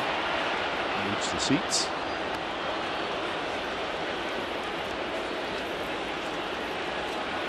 Oh, and you had the numbers. Russell Martin, of course, a lot of hitters throughout baseball this early in the season, and granted, just like 15 games, 16 games, and you start looking at the batting average and you're thinking, how many at-bats do I need to get back to respectability? And Martin entered the game hitting 130, not 128. There was so much information, and you got it on the board. Please take it down. I don't want to look at it anymore. And not only is it there to start the game, but it changes with every at-bat. Slugging 128, batting average 128, 6 hits and 47. It's got every bit of information there. And that one is drilled to the gap, bounces off the wall, and Russell Martin got a double with 1 out. Well, he took enough of Sonny Gray's good pitches to where he got the fastball 3-2, and for Sonny with a 5-run lead, similar to what we talked about with Ryan Doe a couple of nights ago when he threw a fastball on 3-1. Carlos Beltran, first extra base hit on his 48th at bat.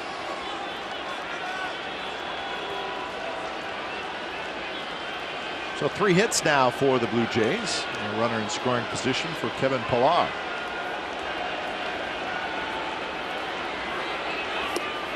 Strike on the inside corner to Pillar, who grounded out in the 3rd inning. I think a young center fielder is in the game today. Of course, we see Billy Burns every day, but Kevin Kiermaier, Tampa Bay Rays, who won the Gold Glove center field. This young man, Pillar, who wasn't even supposed to make the club, be a backup center fielder, and he just took over in center last year. And you look at his season last year, Ray. He really had a good one. Yep. 278 average. He had 12 home runs, 25 steals, 31 doubles. Had 163 hits last year. So you talk about all these big hitters in the middle of the lineup, but Pillar kind of came out of nowhere. He's now everyday center fielder, and he will run through a wall out there as well. He'll run through a wall, and he'll get to balls that you don't think anybody could get to them. And again, we get a chance to see Billy Burns in center field. He's taken over that. Coughlin, after hurry, he does, makes a good throw on the run. 2 outs. Talking to Kevin Millar, he's been tutored a little bit by the great Devon White, who comes in on occasion. We'll talk to his center fielder, but Coughlin doing a good job because Simeon would have had to come a long way, and Pillar runs well. So Coughlin doing the job, cutting in front of his shortstop. It's a shorter throw for him, a little bit off balance, but enough on the throw. And remember, Coughlin has played in the outfield, so he has a stronger arm than you might see at various infield positions. And he wants to be in the lineup tonight, a big 3-run home run. 2 outs for Ryan Goins. Inside corner strike, 93 miles an hour. But well placed. Remember Devon White covering the ground here? Yep. I mean, he could cover some ground. Streaking across the outfield. Gosh.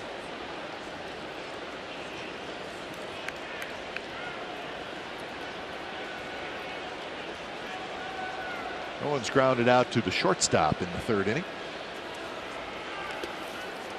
Vogt blocks it, scrambles after it, and keeps Martin at second. Great job by Stephen Vogt. Takes a beating back there, but he knows the curveball, and that's one right there. Took it off the chest protector, got to it quickly, and great technique by the A's catcher.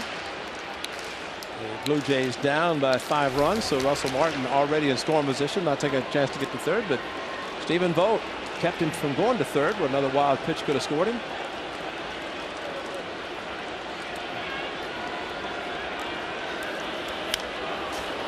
A fastball and lines it into the 2nd level. And the Blue Jays found out a couple of nights ago that if the opposition gets a runner at third, anything can happen. And for Josh Thole to plank a ball and have a run score, 2nd time in the history of the Blue Jays that game-winning run is scored on a pass ball. That's not a good stat. No, that's not good. A base hit, wild pitch, but not a pass ball.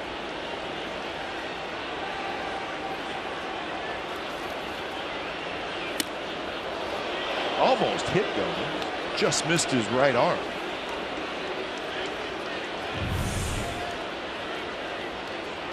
Turned in, actually brought the arm in, and he did all that after the pitch was already by him. Sonny Gray had 100 pitches last Saturday after 5 innings. So look at the number 63 pitching in the bottom of the 5th inning. He would throw 114 and 6. So he's well ahead of his performance last Saturday. Lowry has it, and Sonny Gray gets out of it. So a runner left at second base. That's Russell Martin for the Blue Jays. 5 innings in the books. A's leading 6-1.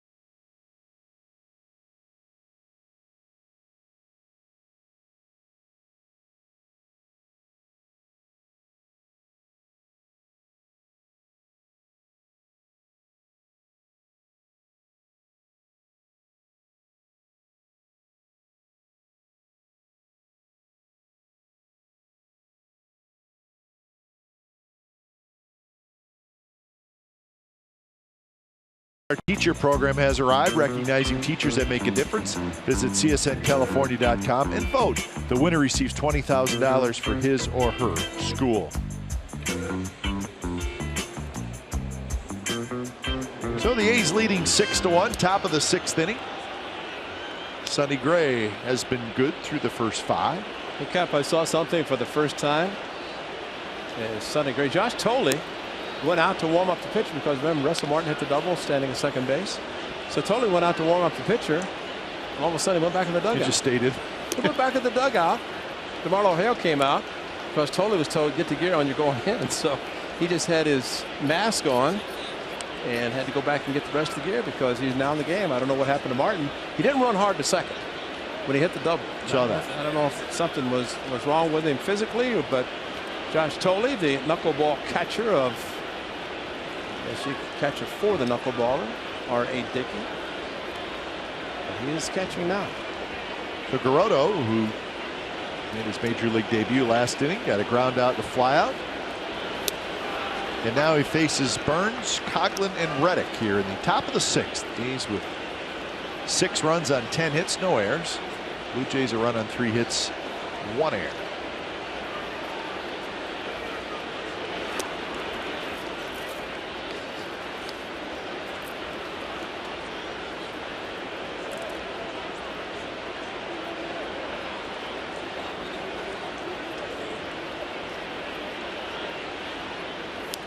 And that hit Burns. So another base runner for the A's.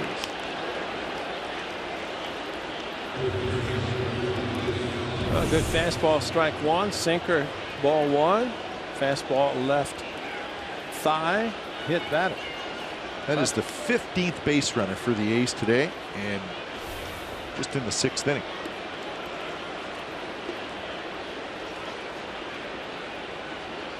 Blue Jays have had 3 base runners. Here's Coughlin. 3-run homer back in the 2nd inning, and he went the other way. Well, he hit it, knew it was gone because he put the head down, started the trot.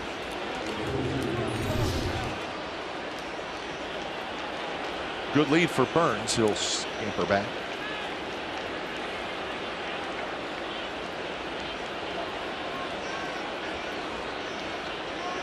A's have done a good job stealing bags this year. They're 9 for 10.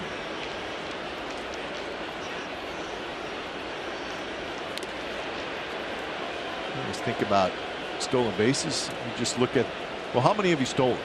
Well, that's fair, but I think the percentage is very, very important thing to look at as well. No element of surprise. Alex Rodriguez last night stealing a bag, going to third on the overthrow by Rich Hill.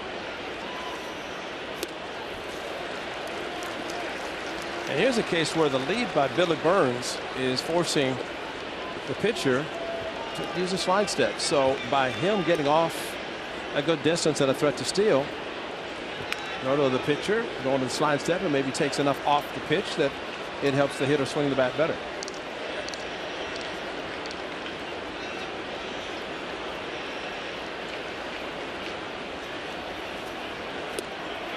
Close pitch, just a bit outside.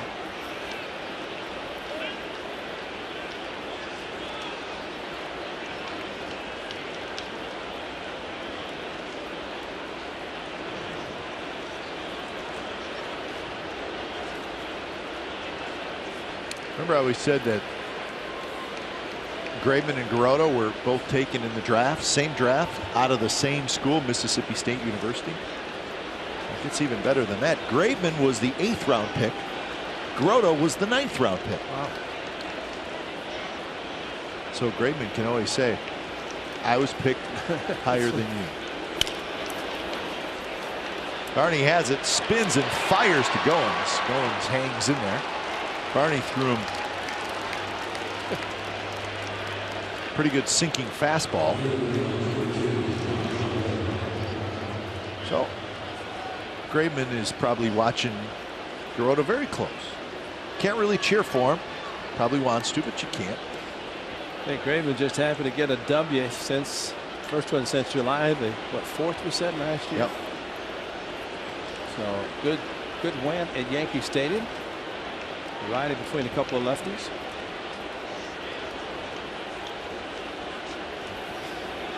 And Grayman gets a weekend vacation in Toronto. He'll get back to work in Detroit next week.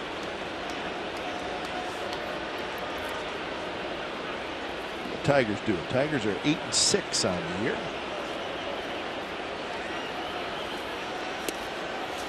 Verlander is pitching tonight. Verlander not off to a very good start. His ERA is over 7. But if he's pitching tonight, that means he would probably pitch on Wednesday against the Athletics. And that would be something great, because they'll go head to head. 1-2 now. And our fingers crossed with the weather. It's supposed to rain Monday and Tuesday in Detroit. Of course, that could change. You better hope it changes, because I'd like it to change. There's only one trip to Detroit. 4 days, 4 games, 1 trip.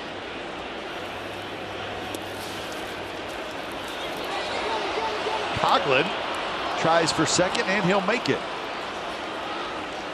Ball did not roll a long ways away from Tolley, but Coughlin takes off. Well, you watch Tolley, he reaches to his left, and the ball kicks back to his right, and all that time as Reddick stands in the batter's box, and good heads up base running by Coughlin to see the ball scoot away, and also the fact that Tolley, his momentum was going one way, and he had to try to quickly get back and go to the other direction, and all the time that it took, Coughlin could make it easily to second.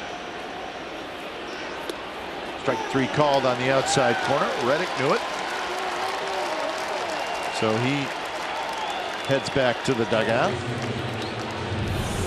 Well, you see a hitter walk away, he knows paint, fastball, pitch he's not looking for, and got enough of the corner. And good pitch. That is a great pitch, because what this young man is doing, he eliminated the middle part of the 17-inch plate. Try to go 2 inches outside, 2 inches inside, and 13 inches of the plate you do not want to try to see. Good pitchers can avoid that 13 inches.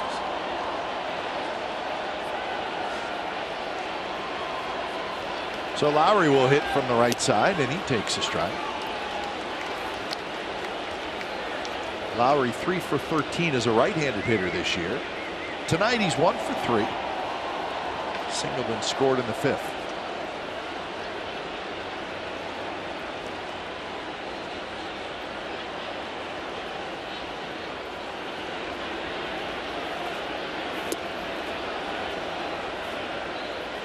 Aaron Sanchez 4 1/3 tonight. A's knocked him out. Sanchez had been terrific in his first 3 starts, but not tonight. Up against a very hot A's team. They're looking for their 6th consecutive win. Shortstop going, scoops it up, flips across, side retired. Bottom of the 6th coming up. It'll be Barney, Herrera, and Donaldson. 6-1 A's lead.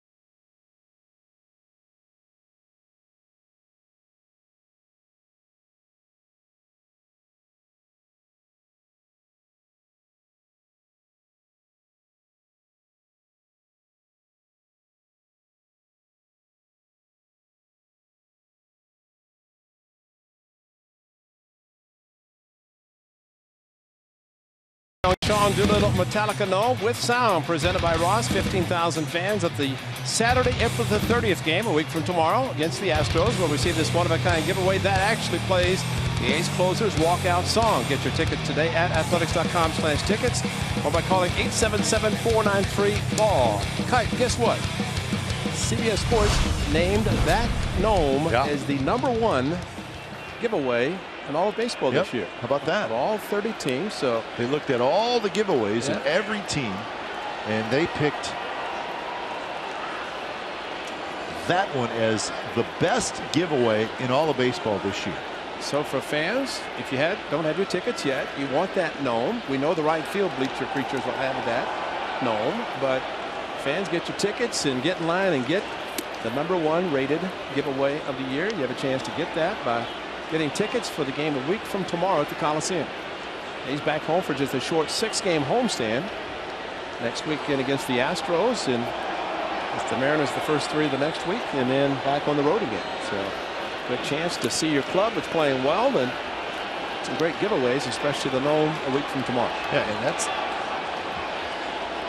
that major sports website again looked at not just the A's giveaways, looked at every team's giveaways this year and picked that one as the best. And the Royals, with the replica World Championship trophy, I guess was one of them. They're top, but still it did not top the A's Sean Doolittle gnome. Did you see what the #2 was? This is a pretty good one too. The Bob Uecker talking alarm clock.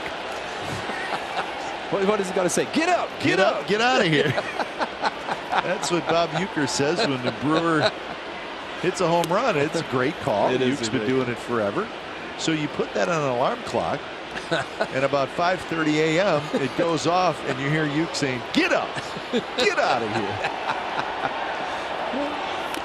Well, if you're a Brewer fan, that'll get you up and going. Oh yeah. So that's a pretty good giveaway. That was #2. Well, you know, when we go back to Miller Park this year in Milwaukee, which thankfully I think you arranged the schedule so you could make sure you go again. That's right. We gotta get one of them. But we're going to see, because they have a get up, get up, get out. They have it as a home run is hit. It's a lighted Bob Uecker. I mean, he's got statues. He's got everything at Miller Park. So Barney with a leadoff walk here in the bottom of the 6th. Well, the home run that put the Blue Jays on the board, Darwin Barney, who, remember, missed second base on an attempted double play turn, crushed this ball in the second deck here at Rogers Center. And still has a long way to go to match Joe Carter and, of course, Jose Canseco, guys that went to the 5th level, which is a long, long way, except Jose said, I didn't get it all. I think Barney could say he got every bit of the one he just hit the second deck, but it was hit hard, but this time a leadoff walk. And that is fair. Down the third base line. Barney will head to third. He'll make it. Carrera to second. And the Blue Jays got something going. And now the crowd will start getting into it. And this place can get loud quickly. Because the big hitters are coming up. Well, the A's have done a good job again tonight adding on, because they may need it. That's a fastball mislocation. And Sonny Gray, 6 innings, as we mentioned his last start. That ball inside the line fair. Chris Davis got to the ball. But second and third, nobody out. And Sonny Gray just 71 pitches, and a lot fewer than what he pitched last Saturday. First pitch to Donaldson is down 95 miles an hour. Donaldson is struck out, and he has singled.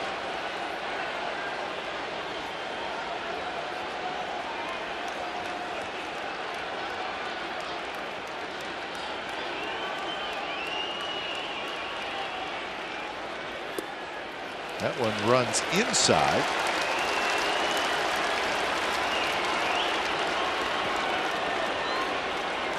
Batista to follow.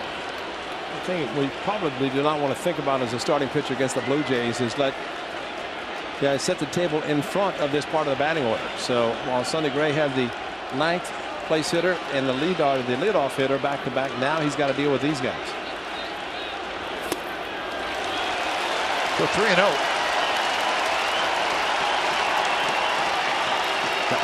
Donaldson last year, 297 average, 41 home runs, and 123 RBIs. 122 runs scored. Led the league in total bases. Terrific season. And he was very good with the A's, but there's no question he went to the next level last year in his first year here in Toronto. He'll be swinging probably 3-0. And he was. He took it. That's a good rip. Yep. I think we're going to see probably more and more, Cap. We saw it in New York. We've seen it with the A's hitters, and Josh Donaldson figured, I'm going to get a heater. He got it, and Stephen Vogt took it off the mask, and that's a shot.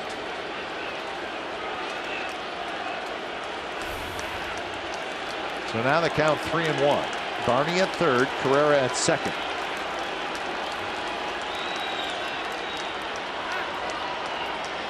Shook off a bunch of pitches, and he's done it before. 3-0 pitches. He's 4 of 8, 3 singles and a double.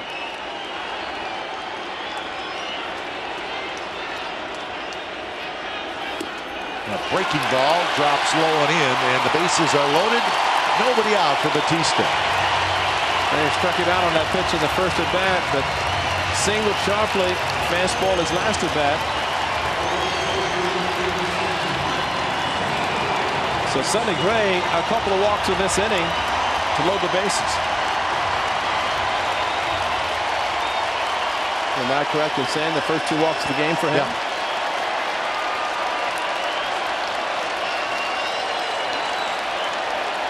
The thing about Bautista, and this we saw Donaldson, but Bautista, Encarnacion, they're very aggressive in these situations. They see runners on base. And he got a hanger. Took a mighty swing. May have been a ball, just a little up. But that's the aggressiveness I think they see, and they want to drive in runs. They don't want to walk. And Donaldson swinging 3-0. You know this guy to be swinging 3-0 if it got to that, but it's not with the first pitch strike. But you have to throw him strikes because he's disciplined. But anything around the plate, he's got to be swinging and swinging hard. Up and in. 1-1 to count.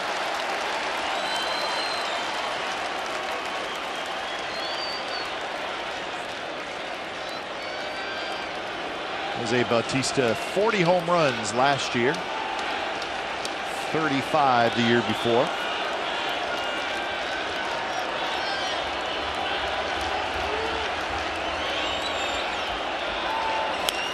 And that one is hit high in the air, shallow left center.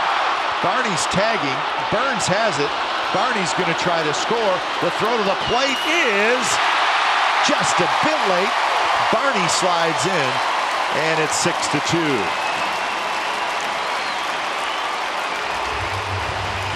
Bautista skied one to shallow left center. Close plate to plate, and Stephen Vogt talk about trying to decoy the base runner. Bautista just got under the curveball, and Billy Burns had it, got a little bit behind it to make a strong throw, and it made it low enough that nobody could go beyond that. But Stephen Vogt just stood like a statue at home plate and trying to decoy the runner, maybe slow him down a little bit as he reached up and applied the tag. Interesting, you saw that Barney had to go around Stephen Vogt, which he might have been standing on the plate, which they're not allowed to without the baseball anymore. Encarnacion takes low. Batista gets his 12th RBI of the year.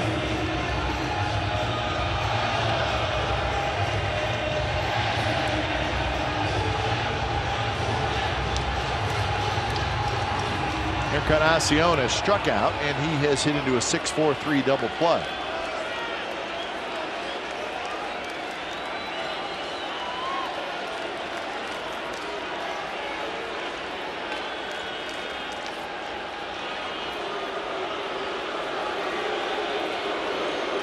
Ezekiel can run, man. He's diving back to back, and it wasn't even a throw.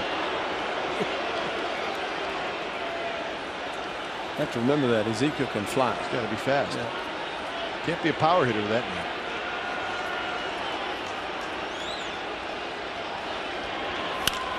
And that one is drilled toward Burns, coming in. Burns dives, and he caught it. And he dropped it before he was going to throw it back in. So that is out number 2. And it's funny, Ray. I looked at Burns and I said, he's playing shallow for Encarnacion, and it saved him there. Yeah. And still had to come in and dive for the ball that was sinking quickly. And making the transfer, he did drop the ball, but that rule has since been changed. Clearly had in the glove, and especially hitting the ground, it kept it in the glove. Billy Burns, and we talked about Pilar, but Billy Burns can cover some ground also, and he just proved it, taking a base hit away from Encarnacion. So 2 outs. Here's Justin Smoke. Smoke has struck out twice. A run in for the Blue Jays.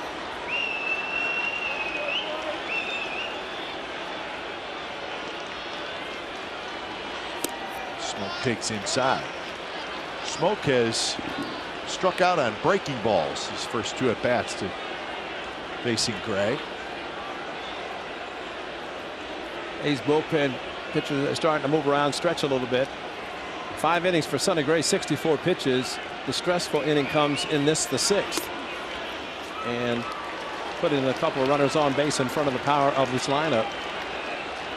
And that's where pitching coaches and managers kind of change everything. Everything's going smoothly, but then 1 inning. So he's getting ready to make his 20th pitch in this inning.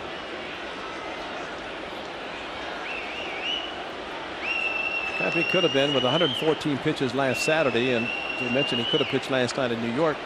The fact that he threw 114, and maybe they wanted to give him the extra day, start this series tonight. Well, an inning like this will take something out of you too. Yeah. Very high stress inning facing these big hitters. And just knowing in this park anything can happen, and that's why the A's have scored in the 1st, the 2nd, and the 5th, and just trying to keep adding on. Missed again, down and away, 3-0. Maybe it's Josh Tolley instead of Russell Martin.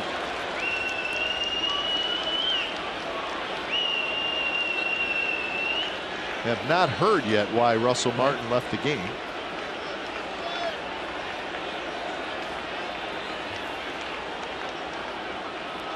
Three-0 pitch, missed inside. 4-pitch walk to Smoke. But for the 2nd time this inning, the bases are loaded.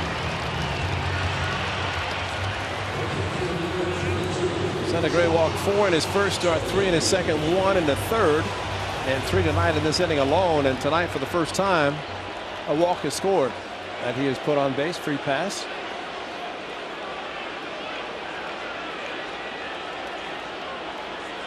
So here's Tolley. He's got 2 hits and 13 at bats. One of those 2 hits, a home run.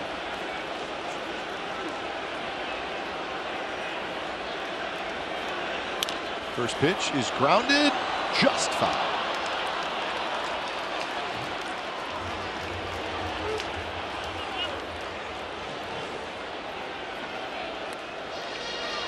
As Ray mentioned earlier, Tolley catches R.A. Dickey and the knuckleball.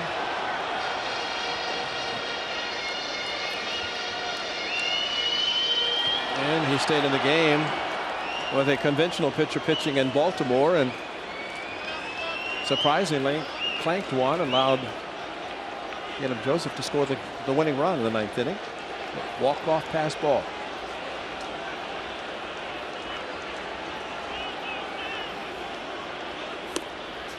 Strike, 0-2. And for Tolley, this is like a pinch hitter. And that's why jumped on the first pitch fastball, but then sees a good curveball. You almost have to stay with the same pitch. 0-2 is the count, but did not give him anything to hit, especially to be able to drive. And the hard curve might get him to chase it and get it strike 3 and get back in the dugout.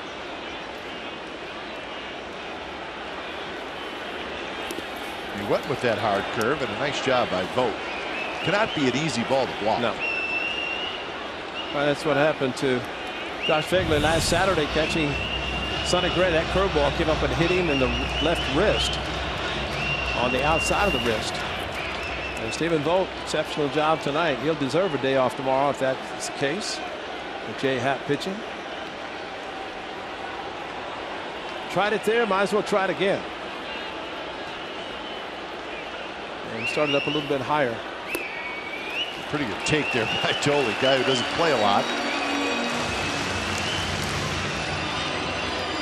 So now the count 2-2.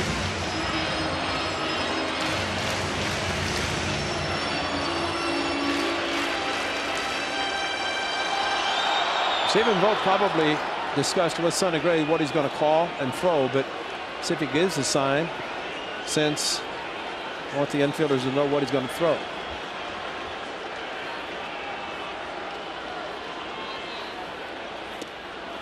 Just missed outside.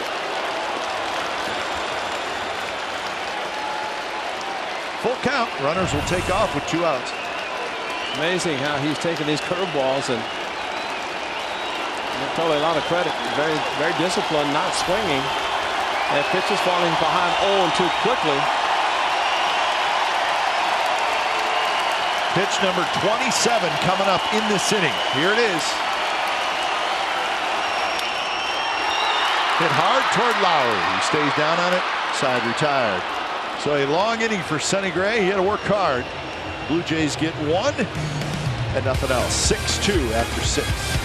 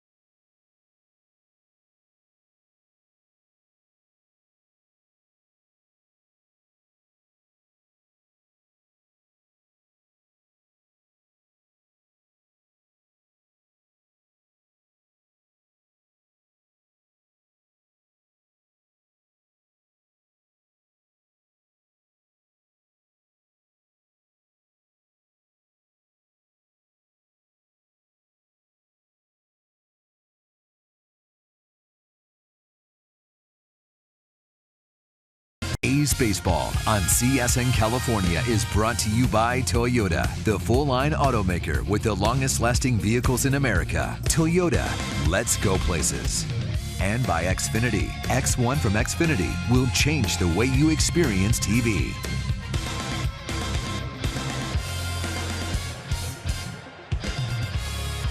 Sonny Gray had to work hard that half inning. A's leading the Blue Jays 6-2, 7th inning. It would be interesting to see if Bob Melvin sends Sonny back out there. There is nobody throwing right now in the A's bullpen. I think Sonny would like to go one more. Last Saturday he pushed to get it the 6th inning. And maybe tonight hopeful of getting the 7th, and nothing's been said. Bob Melvin just shaking his head, listening politely.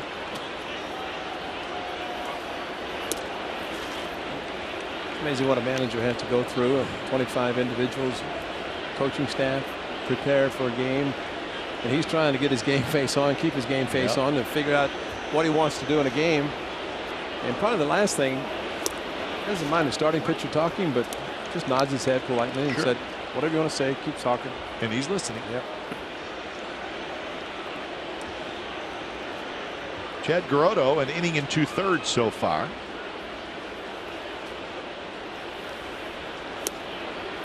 Stephen Vogt's had a big night.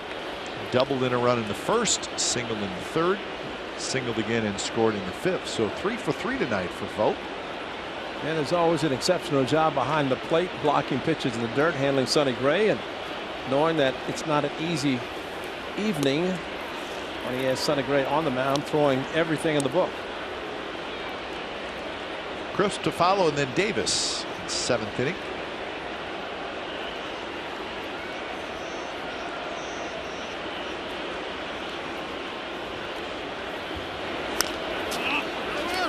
Bouncer to Smoke. The underhands, 1 out.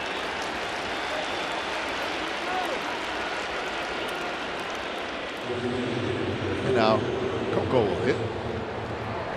Mariners and the Angels will open up their series tonight in Anaheim. Felix Hernandez was supposed to start that game, but he was scratched due to illness, they said. Tropiano will pitch for the Angels. Well, the Mariners making their final stop on that long road trip. Hey, Nick, do the same thing you do against the A's. Yeah, boy. Tropiano. Like Cy Young against the A's. He's unbelievable. He has had 3 starts, 3 wins against the A's. Coco takes outside. Red Sox and the Astros opening up a series in Houston. And the Astros trying to bounce back after being swept in Texas. White for Boston, McHugh for the Astros. And the Red Sox have an early lead. They lead 4-0 in the bottom of the 3rd. Houston off to a slow start. 5-11 is their record.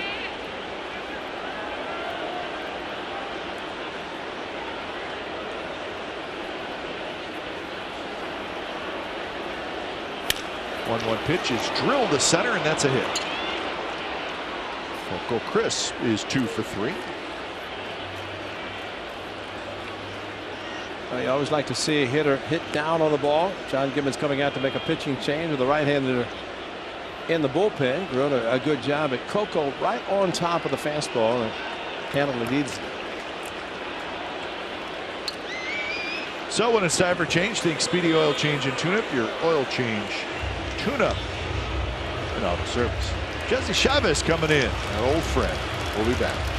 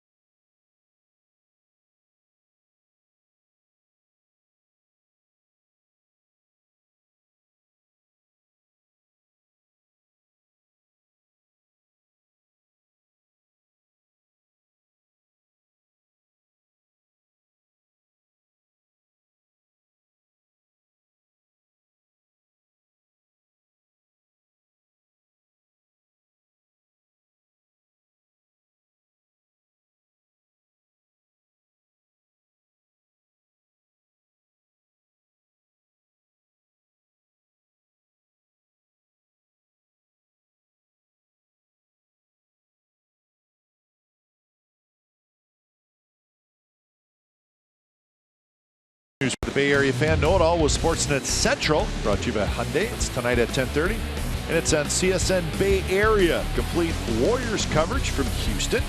Sharks and the Kings. Game 5 highlights in reaction. Kenzie and Del Rio on the Raiders draft plans.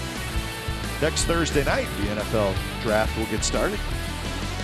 Ahmed Fareed and Dave Feldman will host.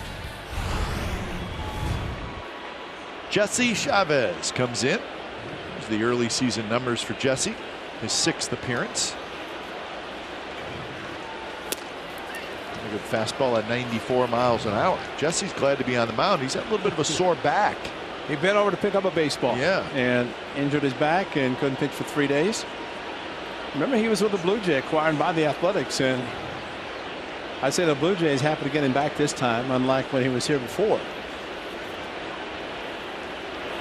Yeah, he pitched for the Blue Jays just a little bit in 2012, and then late in that season he was traded to the A's for cash considerations. And But just looking at his career, I mean, he really became a big leaguer with the Athletics, and now he has a chance to be an important part of this Blue Jays bullpen. Very high to shallow right. Bautista has it. You look at the numbers, and one thing we remember about Jesse, he pitched well but did not get a lot of run support. We talked with the Angels for a time. Cole Calhoun hit a 2-run home run that followed an error. Only one hit Jesse gave up, 2 runs, both unearned, and lost the game 2-0. But he was pitching and has been pitching so well, they're thinking about putting him in the setup role. Of course, Osuna is their outstanding young closer.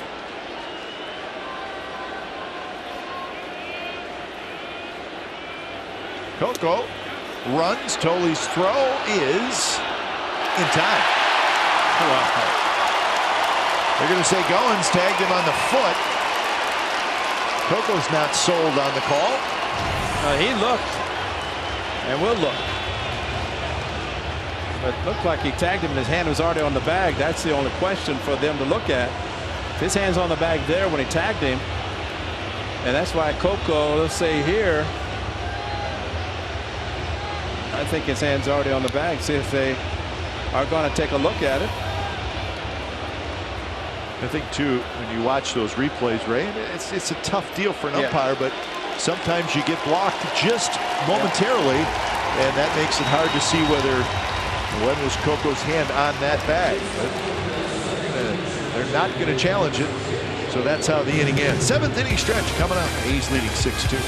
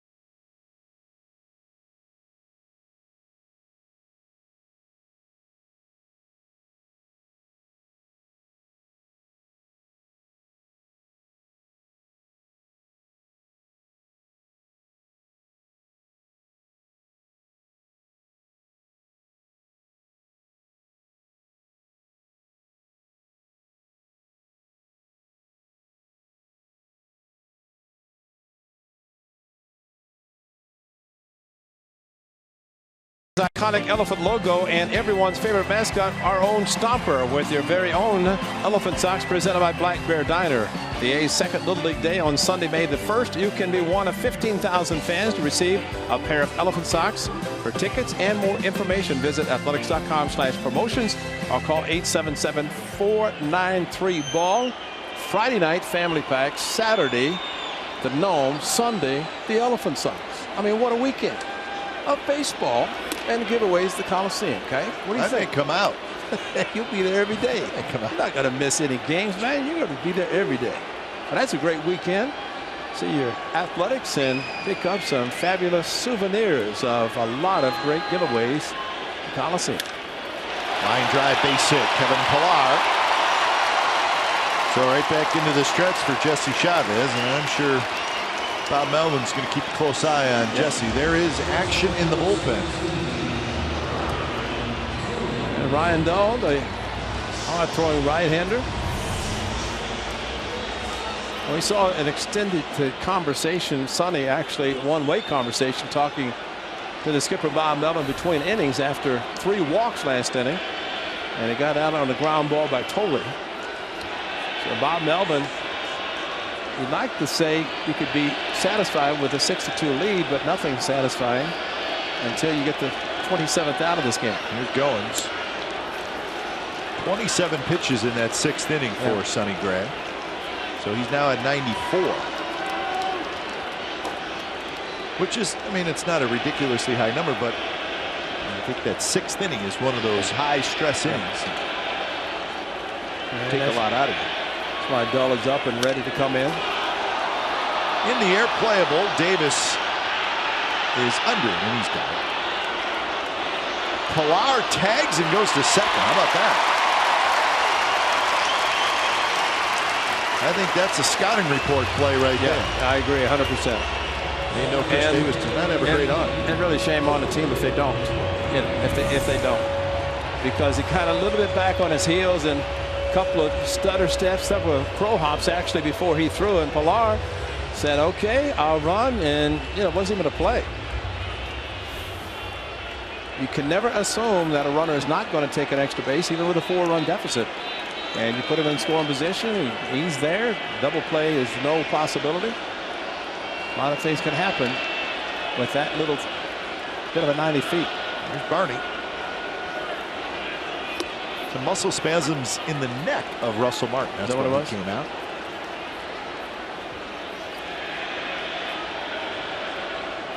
Barney has homered and walked. He has scored twice. You've had those before. You come to work every day. Yeah, right. My job's easier than his. Curveball, base hit left field. Here comes Pilar.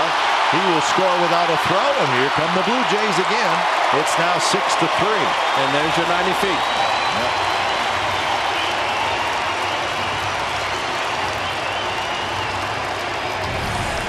Pilar gets to second, and Barney, what a night he's had with the bat. Home run, a walk, and now a run scoring base hit thanks to Pilar going to second on the fly ball to left field.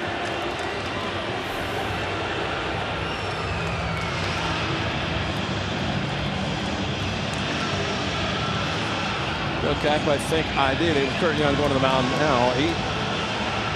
Bob Melvin, even though 97 pitches thrown by his ace, he's at a very tough part of the batting order, and if Sonny can get through this inning without any more damage, then he can turn it over to get 6 outs to the bullpen. Really, with maybe not this part of the batting order coming up again, if they can get the 6 outs quickly.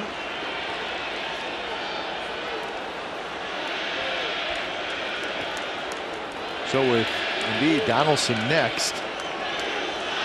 Huge at bat here with Ezekiel Carrera. He bunts and almost hit him in the foot. Looks like he might have run into a ball hitting his foot. Yeah, that left foot stepped toward home plate a lot. Looks like he was behind home plate. Well, Carrera knows one thing, and that is to try to set the table to get on base for the guys to follow. Again in the dirt.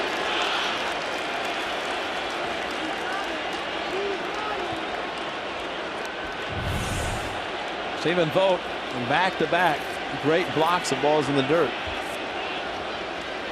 And again, important. Ezekiel can run, but you try to keep the double play in order just in case. Hit it hard enough to be able to turn to. Davis shallow in left, Burns shallow in center. Bounce towards second. Lowry has it, and that is a double play. So the A's get the speedy Carrera. He hits into the 4-6-3 double play. 1 run for the Blue Jays. So we're moving to the 8th. They're going to look at it. They're looking at everything. Yeah, look at it. Looks like the A's got it. Well, we'll take a look. And Lowry to Simeon. Simeon come across the bag and threw it hard. Nice stretch by Alonso. He's out. Yeah, he's out. Sit down, Gibby. Yep. So they will not look at it. And again, a run for the Blue Jays. 8th inning coming up. A's 6, Blue Jays 3.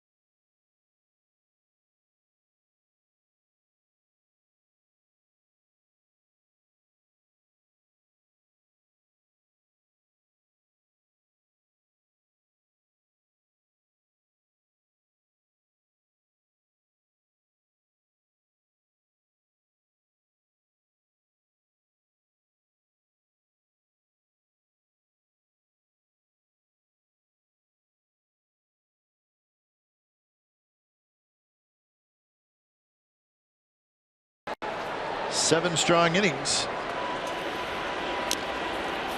Never easy against this ball club, especially in this ballpark. 6 hits, 3 runs, 3 walks, 7 strikeouts. Right at 100 pitches.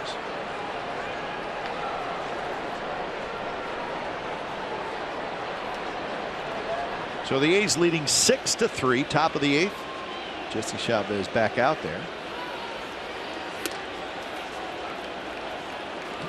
White Sox leading the Rangers 2-0, bottom of the 5th in Chicago. Perez for Texas, Quintana for the White Sox. Rangers have won 4 in a row. White Sox have been off to a terrific start. They're 10-6. Lots of pitching coming out of Chicago. Man. Both the starters and their bullpen.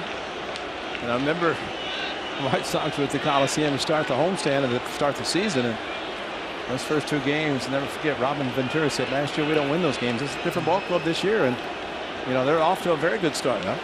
So congratulations to the White Sox. Everybody wants to look at the Royals. They have an outstanding team. They're playing well. They'll be at the top probably by the end of the season. But the White Sox just want to stay close.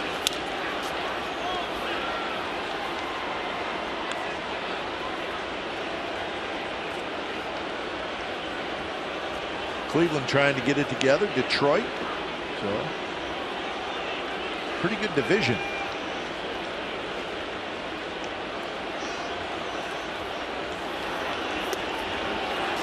A little bit outside, not by much. 2-2 the count. Alonso has singled and scored. He struck out. He is grounded out. Big shift on.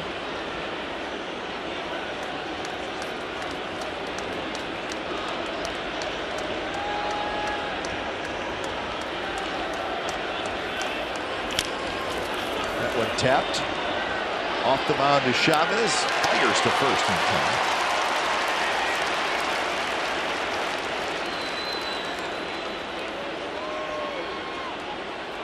So the A's traded Jesse Chavez for Liam Hendricks. A couple of quality arms. I think the difference, though, Ray, is where they are at contractually. Jesse Chavez is going to be a free agent after this year. Liam Hendricks, the A's have him under control for 3 more years. That's a difference. Well, it's part of baseball. Yeah. And you start looking at those things, and if you can get a quality arm for another quality arm, the only thing, Jesse, you saw the 47 stars. Liam Hendricks is strictly a relief pitcher, but still, if you have a player under control for 3 versus 1, that's a big plus. And I say under control, you'd have arbitration, but still can't go anywhere. No, he's under control until free agency, where Jesse could leave. So for Jesse Chavez, he's 32 years old. Going to be a free agent. This becomes an important year for his career. If he shows that he can be a quality reliever, he can be very valuable to somebody, and you know what, he may get paid a little bit. Yeah, and I still think he's a late bloomer. I mean, what he did and going through Pittsburgh and different places and Toronto and in the A's, but he kind of set himself up with the Athletics, and here he is still pitching and has a chance to pitch for a long time. And let's not forget, you take a relief pitcher that could throw in the mid-90s, and he with a great cut fastball, he's got the experience, his spot start, becomes a very valuable commodity. They're paying a lot of money for guys who, I think Joe Smith gets a 3-year contract with the Angels, set up to Houston Street. So the bullpens, as we have talked about, are huge for all teams. Well, and with Aaron Sanchez now in the starting rotation, there's a few question marks in that Blue Jays bullpen after Osuna and then Drew Storen. Jesse could be very important. Good fastball, 95 miles an hour. You know, we saw this with Jesse with the Athletics, just rear back, and here it comes 3-2. I'm not going to walk you, and he can throw the cutter, but instead he throws 95 4-seamer down the middle. And I would think for Jesse, been with the A's, and he appreciates what the A's, the opportunities he got there, but got a little bit added incentive on the mound this evening, and the adrenaline pumping probably, and the Next pitch to Burns. It looks like it. He's throwing hard. That one at 94 miles an hour. Only difference for Jesse with the Blue Jays, he trains in Florida and lives in Canada, whereas from Southern California and with the A's training in Arizona and close to home.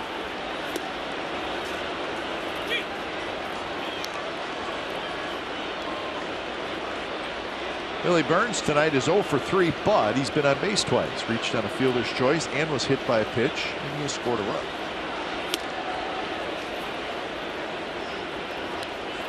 Jesse Chavez is. There's no messing around here. No. He's just reaching back and firing.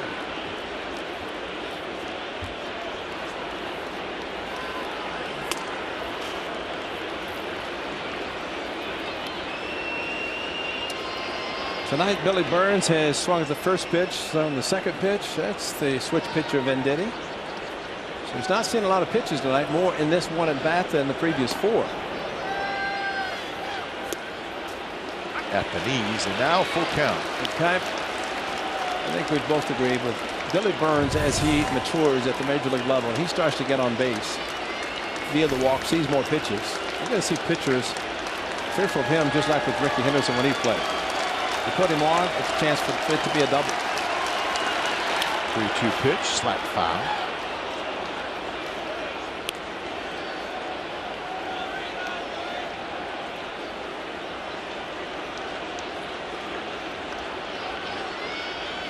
Like Rindell's got the 8th.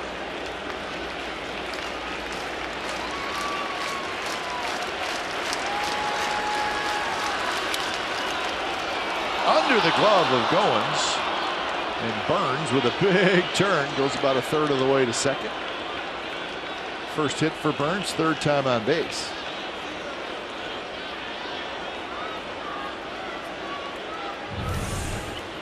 He just hits it so hard, just throwing the bat at the ball, and to be able to hit it that way and see where Goins, the shortstop's playing, short hop, had to dive for it. Once he hit the ground, had he come up with the ball, he's not going to throw out Billy Burns with his speed.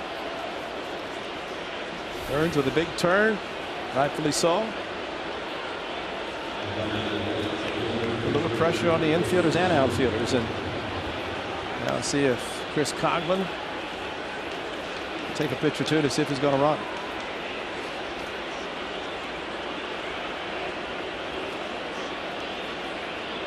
Home run in the second. Also been hit by a pitch, reached on a fielder's choice. A little bit low with a fastball.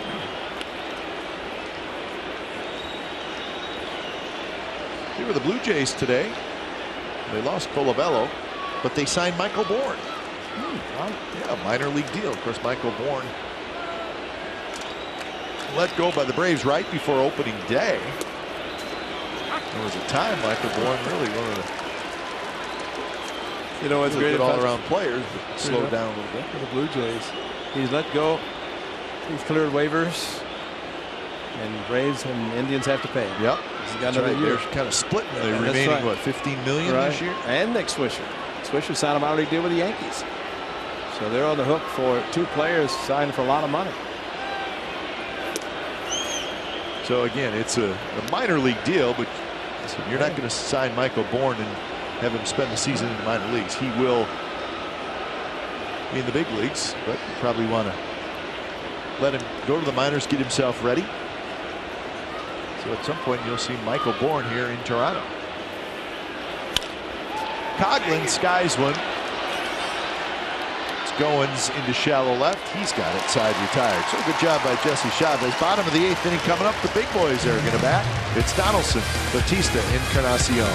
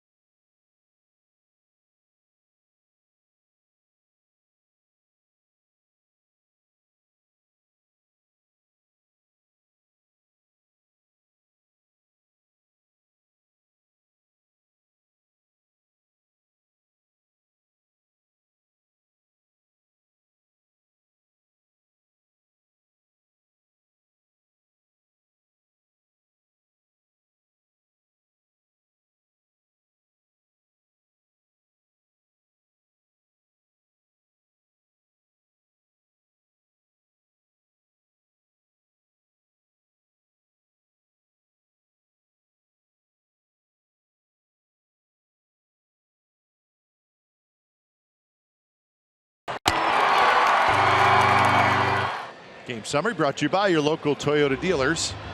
6-12-0 for the A's, 3-6-1 for the Blue Jays. Sonny Gray, very good again. We're used to it. Coghlan with a 3-run homer, 3 hits for Vogt. Aaron Sanchez, who had pitched terrific in his first 3 starts, not good tonight. Darwin Barney, a couple of hits, including a home run. And it is the bottom of the 8th inning here in Toronto. When it's time for a change, think Speedy Oil Change and Auto Service, your oil change, tune-up, and small experts. So, Sonny Gray is done after 7 innings. Ryan Dole comes in.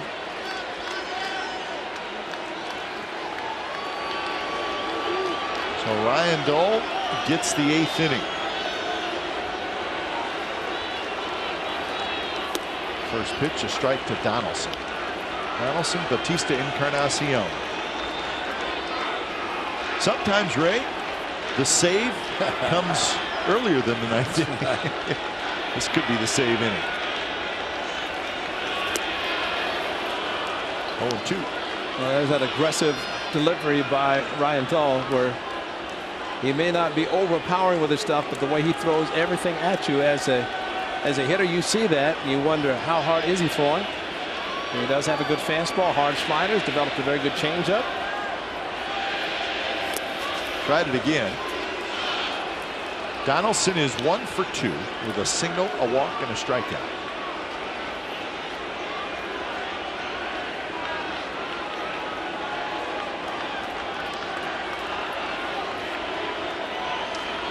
Dole shakes. Now he's ready. Simeon has it. Quickly to first. In time, 1 out. That's an excellent play by Marcus Simeon. He knew Donaldson can run. He got out of the box, and actually when Josh swung the bat, he was running out of the batter's box, and you can see that. And Simeon got it, and just a very quick throw over to the sure-handed one at first base, and Yonder Alonso. Get rid of it, let him do the job on the other end. So you've got 5 to go after a big out with Josh Donaldson.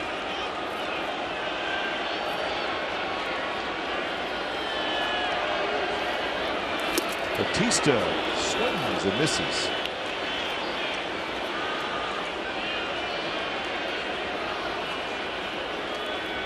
Bautista came up with the bases loaded and nobody out in the 6th, and the ballpark was getting into it, and he had a sacrifice fly.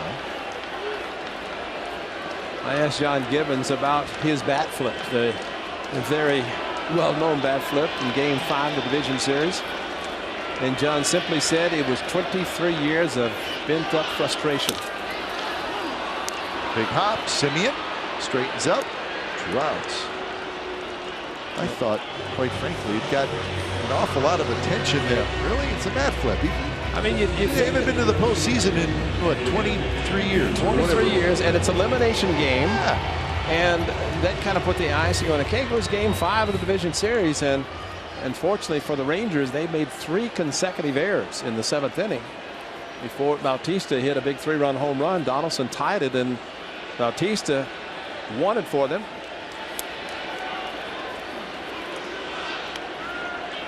A lot of things happen. You get in postseason, there are a lot of things that happen that you really should not start worrying about what players might be doing. It's a different game when it comes to showing the exuberance, as Gibby said appropriately.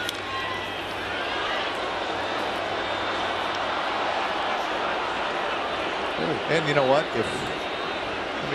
Listen, if a Rangers hitter had done that, it would have been okay. Yeah. I mean, that's just the way it works. Exactly. As a reminder, John Gibbons and Billy Beane, the A's executive vice president of baseball operations, were teammates. Actually, they were drafted by the Mets. The Mets, yeah. And as Gibby said, I know Billy Beane very well, and they've known each other for a very long time.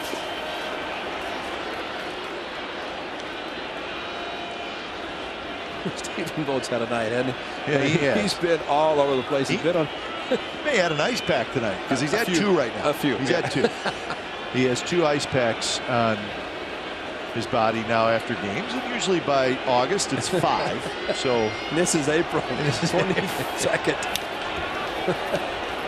He laughs about it.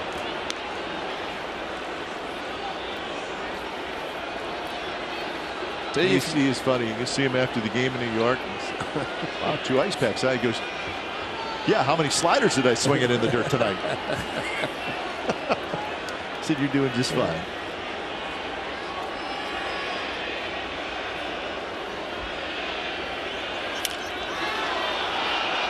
Alonso will come over.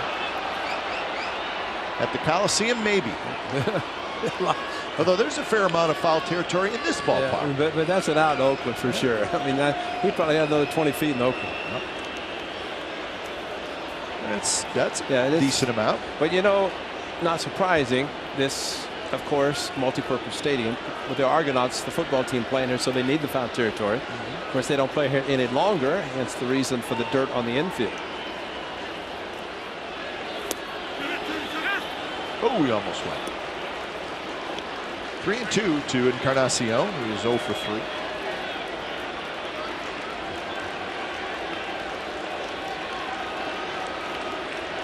But if he throws it again to get him to swing and miss, because he'll be sitting dead right with a fastball, throw him a tempting slider. They're going to go fastball, maybe because of the lead. Yep. And it's a bit high, so Encarnacion has a pretty good at bat.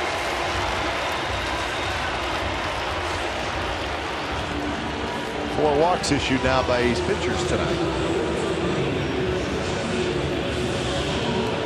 This alone has to make Ryan Dahl very happy. There is more bullpen activity in the A's pen. But for Ryan Dahl, an 8th inning of an important part of the batting order. Considered a setup for the closer, but a good job so far. Trying to get the 3rd out after 2 ground ball outs. Doolittle now getting loose.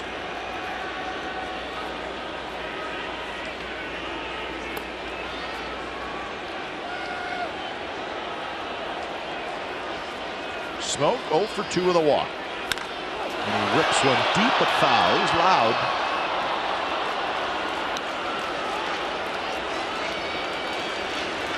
The crowd tonight, 34,251.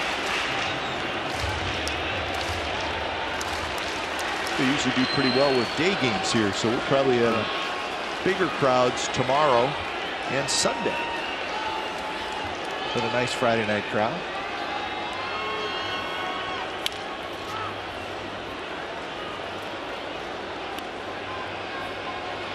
It's about what the Blue Jays got last year per game. Climb back in there, buddy. Uh-oh. Security's on the radio. When a guy talks to his shoulder, that's never good. That's a good one. Left shoulder. That's nothing but trouble.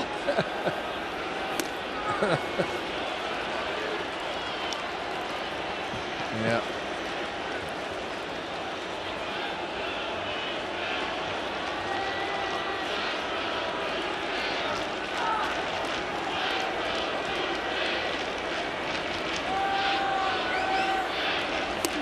Inside, and now 3-2. Thing with Smoke, he will take some pitches. But Tolley, the left-handed hitter in the on-deck circle. Remember, Martin is out of the game, so unless they have an emergency catcher, Tolley's going to bat, and it might be Doolittle, depending on what happens in this pitch to Justin Smoke. Runner goes, and a good swing there by Smoke. Got a 91-mile-an-hour fastball. And this is a big batter. He gets on base, and then it brings the potential tying run to the plate. Nothing is ever easy.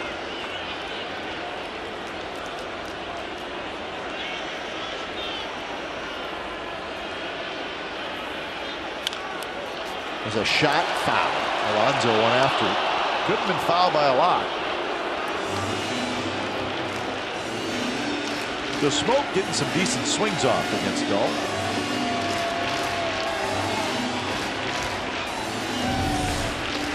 He's been able to look fastball because he knows what we talked about, that he's an important at bat, and Ryan Dahl just trying to go after him with fastballs and make sure he does not put him on at least via the walk.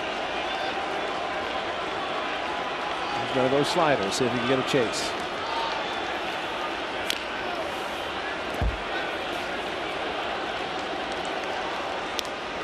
Good battle here. Dull and Smoke.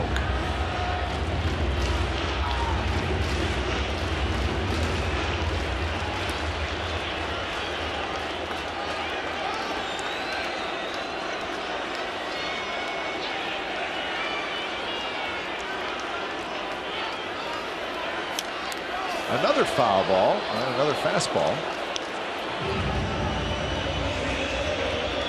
10th at bat, 10th pitch coming up, and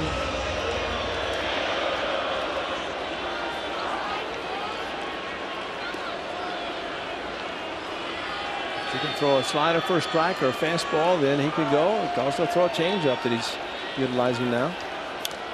And again, foul back. This just to our left.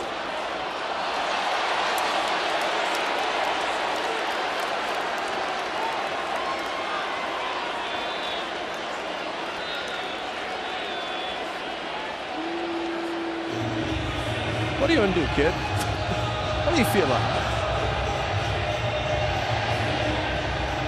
All right. They're on the same page.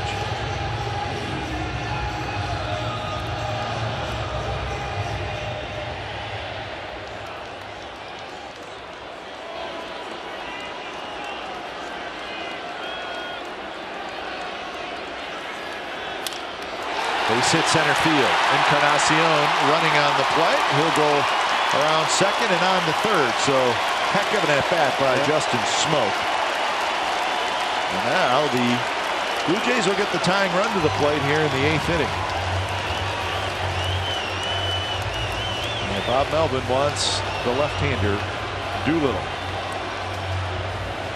So Dull got the first 2 outs, could not finish the inning. When it's time for change, think Speedy Oil Change at Auto Service, your oil change tune-up and smog experts.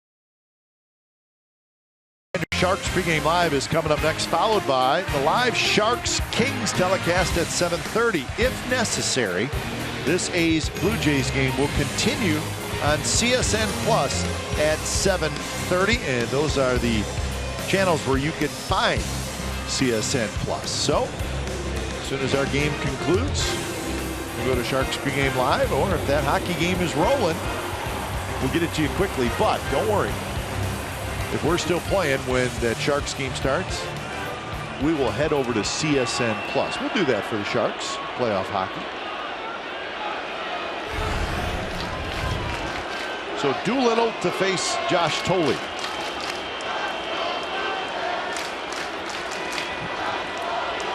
Tolley good at bat. And Sonny Gray in his first at bat, replacing Russell Martin.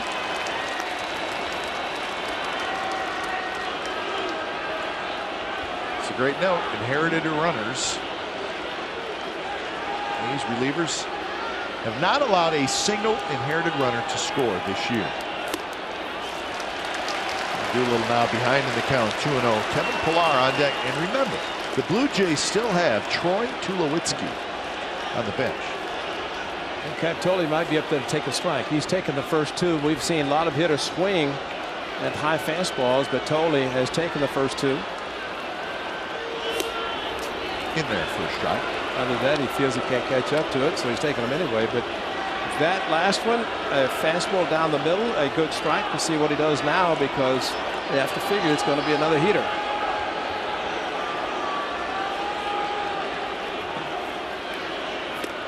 Misses outside, 95, so Doolittle throwing hard, but he's got to find the strike zone here.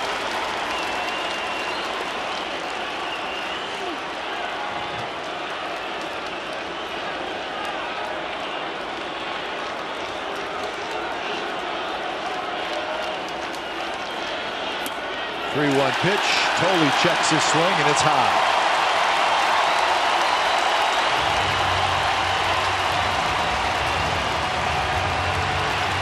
So here comes Kevin Pillar.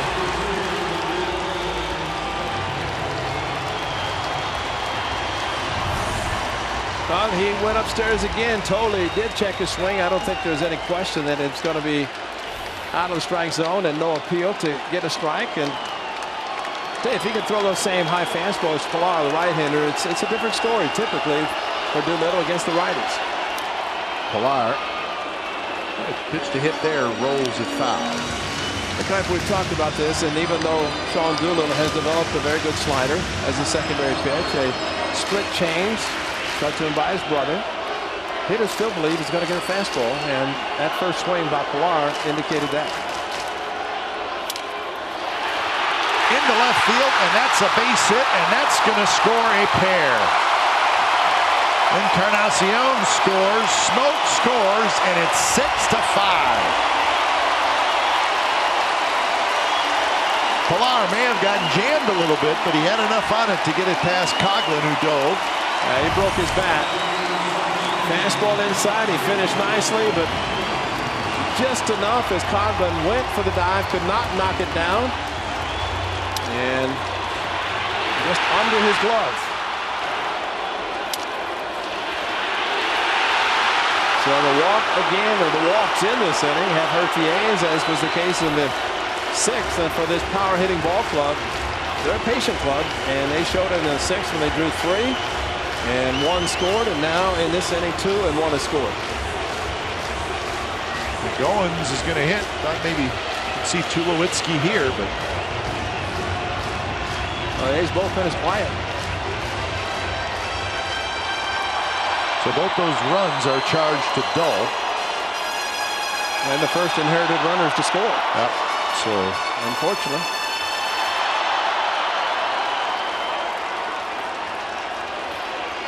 Feels like the 9th inning, but it's only the 8th. Yep. Which means that regardless, the top of the order and the middle part's going to come up again. Not to make it at least a 1-run lead for the A's in the 9th. First pitch to Goins, skies outside corner. Goins a ground out in the 3rd, a ground out again in the 5th, and then a fly ball to left field in the 7th. Tolley's the runner at 2nd, Pillar at 1st.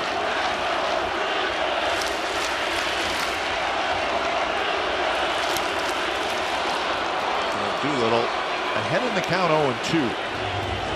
Here's where you get in a situation you start thinking, if I could throw him a slider, if I could throw him something with a fastball, but then you start thinking, if I get beat on something other than my best pitch, I'm not going to be able to sleep.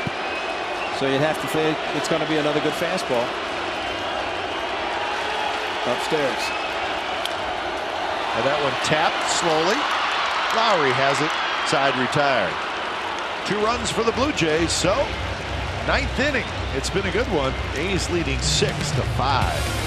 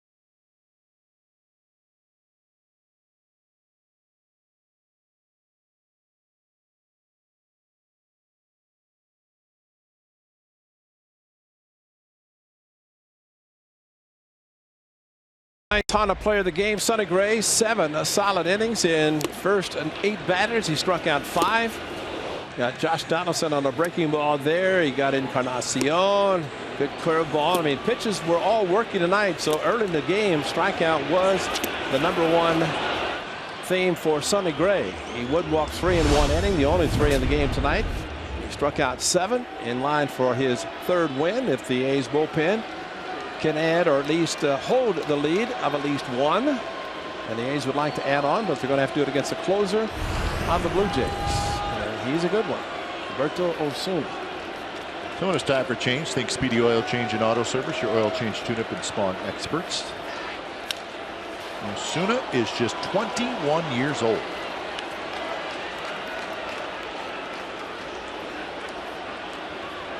Had 20 saves last year.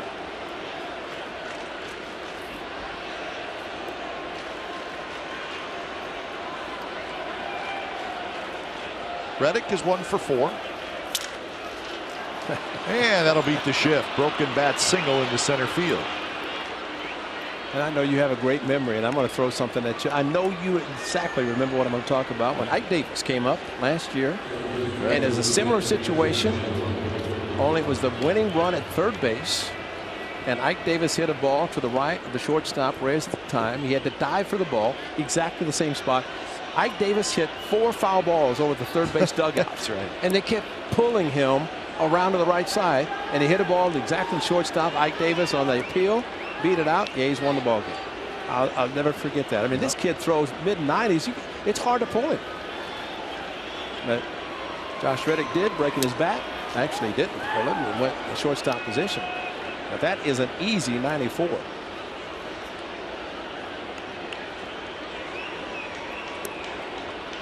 One for 4 tonight for Lowry.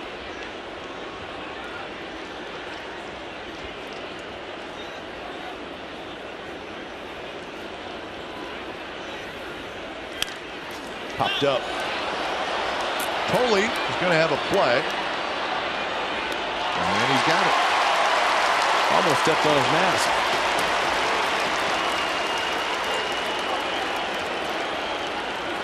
So Lowry now 1 for 5, and here's Stephen Vogt, who's got 3 hits tonight. He starts to backpedal. Remember, the ball is going to come back, and he does. And oh, very close to stepping on the mask. An old hockey-style mask. Started to be used by the one Charlie O'Brien right here with the Blue Jays many years ago, and a lot of catchers have gone to that mask. I guess it's hockey season, so yep. Hockey country, so why not? Big time. 0-1 to Stephen Vogt. White Sox have extended their lead. They now lead the Rangers 5-0 in the 7th inning.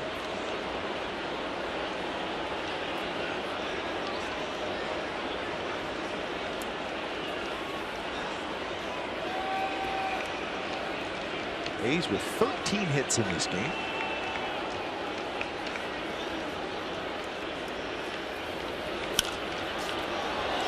And a quick 0-2. Red Sox leading the Astros 5-0, bottom of the 6th.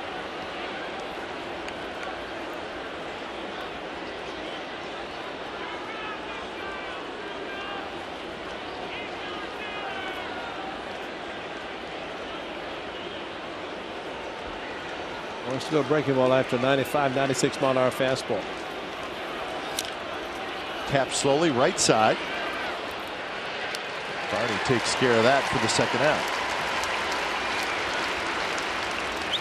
If you're going to put it in play, hit it slowly enough that you can't turn or get the lead runner, and put a runner in scoring position where Coco can try to drive him in, and that would be a big insurance run going to the bottom of the 9th. And Coco has turned on a few fastballs, and Osuna with the mid-90s heater has been throwing it. See if Coco can turn on one this time.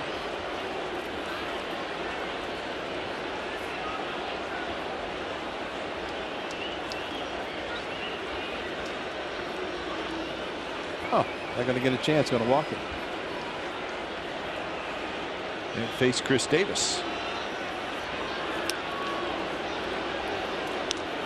A little veteran respect here. Yep.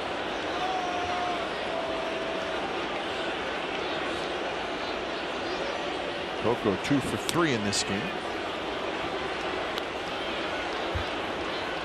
So Madsen been warming up. He's waiting out on the mound.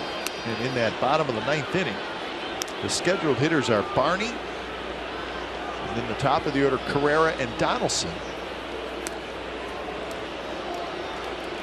Tulowitzki's on the bench. Michael Saunders, a left-handed hitter, is on the bench. Tulowitzki did not hit.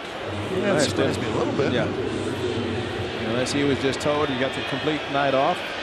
Remember Troy, you always see him, Tulo, with the eye black. In night games, he said sell for show. Well, he did have it on tonight, so maybe he knows he's not going to get the game. So, Chris Davis, can you connect with a fastball? Hit as hard as he did in his first at bat when he singled up the middle on a hard hit ball.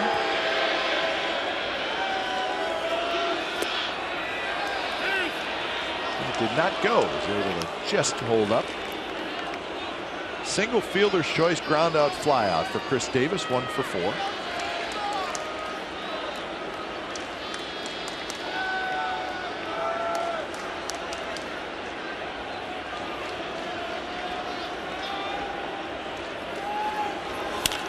And there's a shot, base hit left field. And it goes all the way to the wall. 1 run's going to score. Here comes Coco Christer waving him home. The throw over the infield. Coco scores 8-5.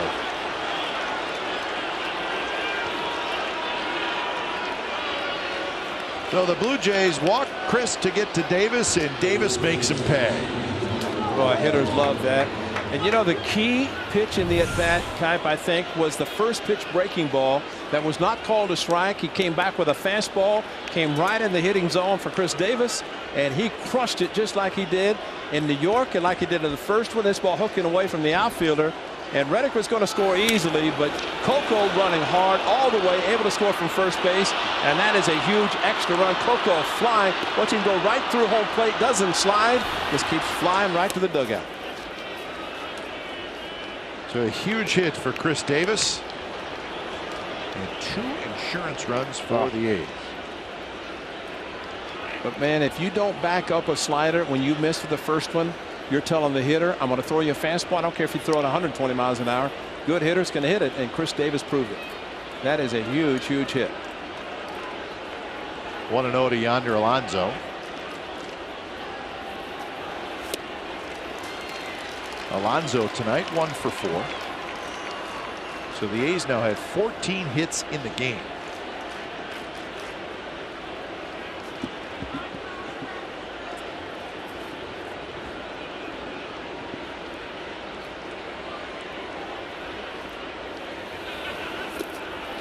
Davis gets credited with a double. And Carrera really did not play that very well. He should have cut it off.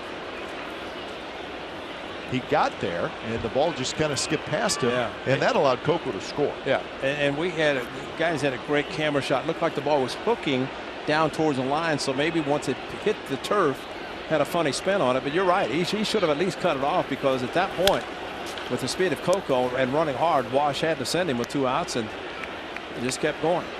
Chris Davis, man, swung the bat well in New York. But watch, this is a great shot. Watch this ball start to hook. Ooh, great shot. And it just hooked and spun, and maybe it just hit so hard that Carrera couldn't get to it. But regardless, left-handed fielder probably should have gone a little bit better effort to try to get to it, because that's a huge run.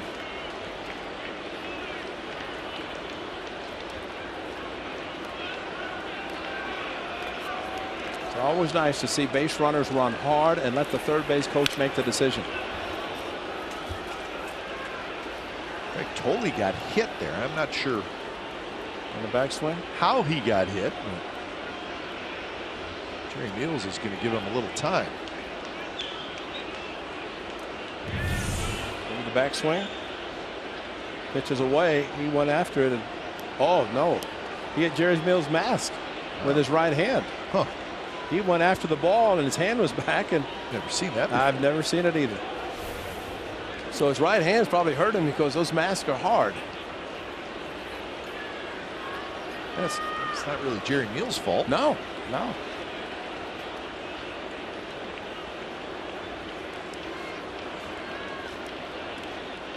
Guarantee you a knuckleball is harder to catch than a fastball.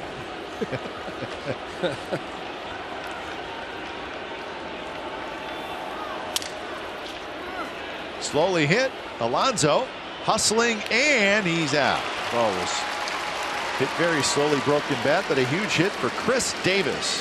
2-run double. Bottom of the ninth coming up. 8-5. A's lead.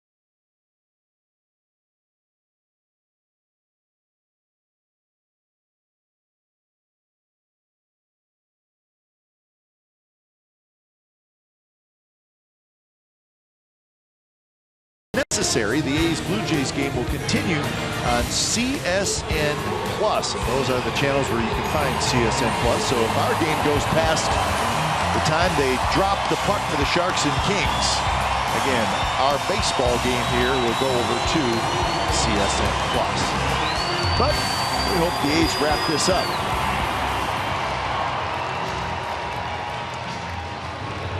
So 8-5, bottom of the ninth. Madsen in. One thing the A's have done tonight is, of course, Ryan Madsen standing in the bullpen, a veteran and closing out games. A 1-run lead, sure, he's ready. A 3-run lead, he's really ready. It makes a huge difference for a closer. They have those insurance runs, and thanks to Chris Davis, the A's got him.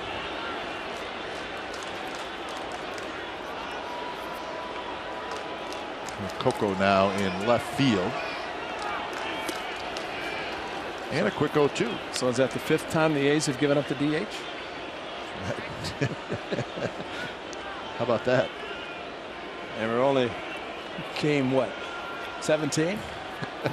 It's got to be a record for an American League team. 0-2 to Darwin Barney. Madsen had a couple of saves in the series in New York.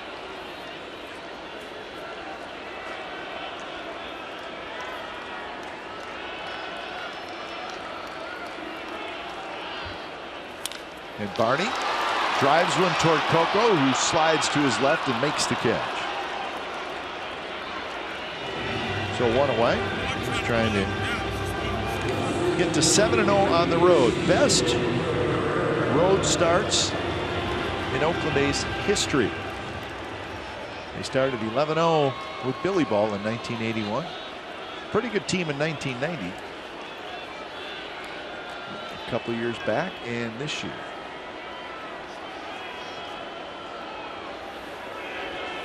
Swept the Mariners in Seattle, swept the Yankees at Yankee Stadium.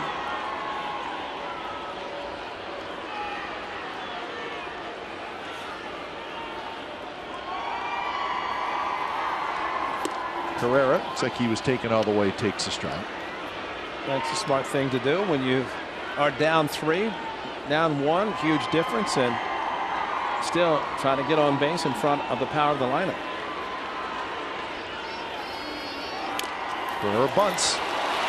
Vogt's going to have to hurry. He throws. Got him. What a play. What a play by Stephen Vogt. Are they going to look again? But a bunt. Stephen Vogt went straight after it. No chance for Madsen. He picked it up, used the glove, and bang, bang. Stephen Vogt, we're going to look at it. With a quick step at the bag by the hitter Carrera. And Ezekiel can run, man. And they are looking at it. John Gibbons has nothing to lose on this one. He's down 3. And enough to reverse the call. That's the question. Yeah. Well, that's it. Yeah. And I don't know if there is. It's very, very close. There a couple of years ago, Jim Johnson was pitching here, and they put the plays up on their Diamond Vision, and John Gibbons, as we just showed, was looking at Diamond Vision, and Jim Johnson had gone to cover second base, and everybody started cheering and yelling, and they said, he's out, and Gibby went crazy because he'd seen it and made it look like it was going to be in their favor, and it was not. And hey, it's a big call. It's a huge call. Now you got the big fellas coming up. Right. Donaldson is going to be the next hitter. But I think appropriately said by you, partner, at the beginning of the game, if your name is Ezekiel, you should be able to run, and he just proved it. He is fast. A nice bunt. Yeah, it was. I mean, just get the ball out in front, deaden the ball, and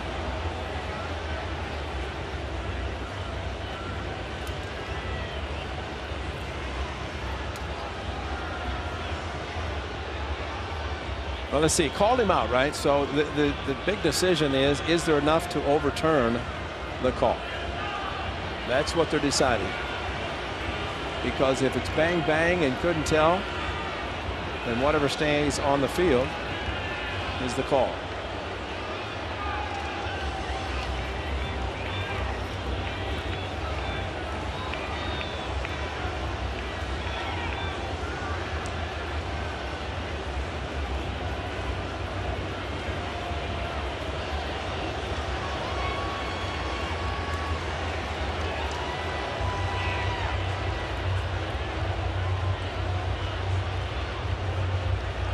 Replays, it's been busy tonight, huh? Yes, it has.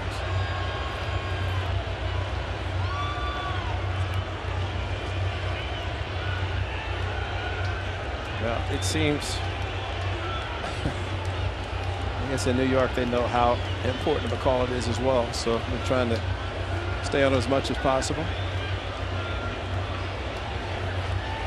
Now this is what they're looking at. He's jumping, and foot was on the bag, but it's got to be in the glove or not in the glove. That sure is what they're looking at, and definitive enough to overturn it. And they are taking a long look at it, and you can see why. That's how close it is. Yeah, and Bob Melvin saying throw if you need to throw. Madsen evidently does not. So not enough to That's it. get a look at it. So he is out, 2 outs. And that's why you hope that you get the call on the field, because if it's not, No question. if there's not enough evidence to overturn it, they're not going to do it. And we've seen it on both sides. And so now with 2 outs, it'll be Donaldson stepping in.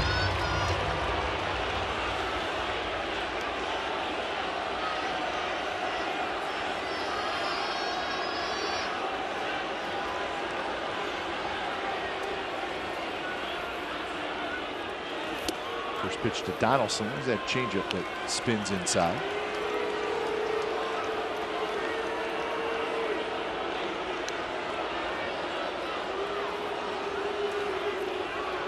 The 1-0 pitch. A little high, 2-0. Donaldson tonight, 1 for 3 with a single and a walk.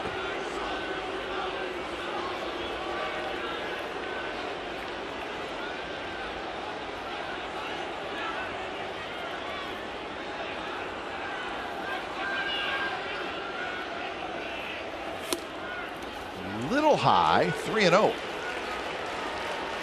And it's been Gray, Dull, Doolittle, and Madsen.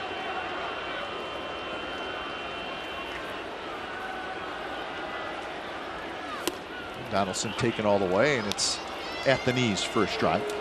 Could be that the A's think that Donaldson will be offered the high fastball, because 3 in a row thrown by Matson, then the 3-0 right down the middle with some movement on the fastball. Popped up, and this may just do it. Alonso grabs it, and the A's win it tonight here at the Rogers Center by a final score of 8-5. And the Athletics have won 6 games in a row. Let's give Sonny Gray the win, and let's give Matson the save, his 7th of the year. So the A's just continue to play good baseball, and in this ballpark you got to add on, and they added on late. Again, that was huge. They've done that on this road trip, and the 2-run base hit. But Pat, let's go back to what Billy Burns did. He avoided the double play, 3-run home run by Coughlin. And let's not forget Stephen Vogt blocked a couple of pitches to keep the double play in order. Sonny Gray in his final inning gets a double play, 4-6-3. The A's get out of the inning. So good night overall for the Athletics, and they'll take it and keep it rolling. So Stephen Vogt, he had 3 hits. Coco Crisp, a big night, and don't forget the Chris Davis double in the 9th inning. So the A's are rolling along, and the road has been kind. The A's are now 7-0 on the road and 10-7 overall. Once again, their 6th consecutive win tonight. Final score from the Rogers Center, it's the A's 8 and the Toronto Blue Jays 5. We'll be back tomorrow, day game, with game 2 of this series. Sharks hockey is coming up next. It's game 5 from the Staples Center. It's the Sharks and the LA Kings. The Sharks trying to wrap up that first round series. So A's win it tonight. Good luck to the Sharks. Sharks Kings, game 5 coming up.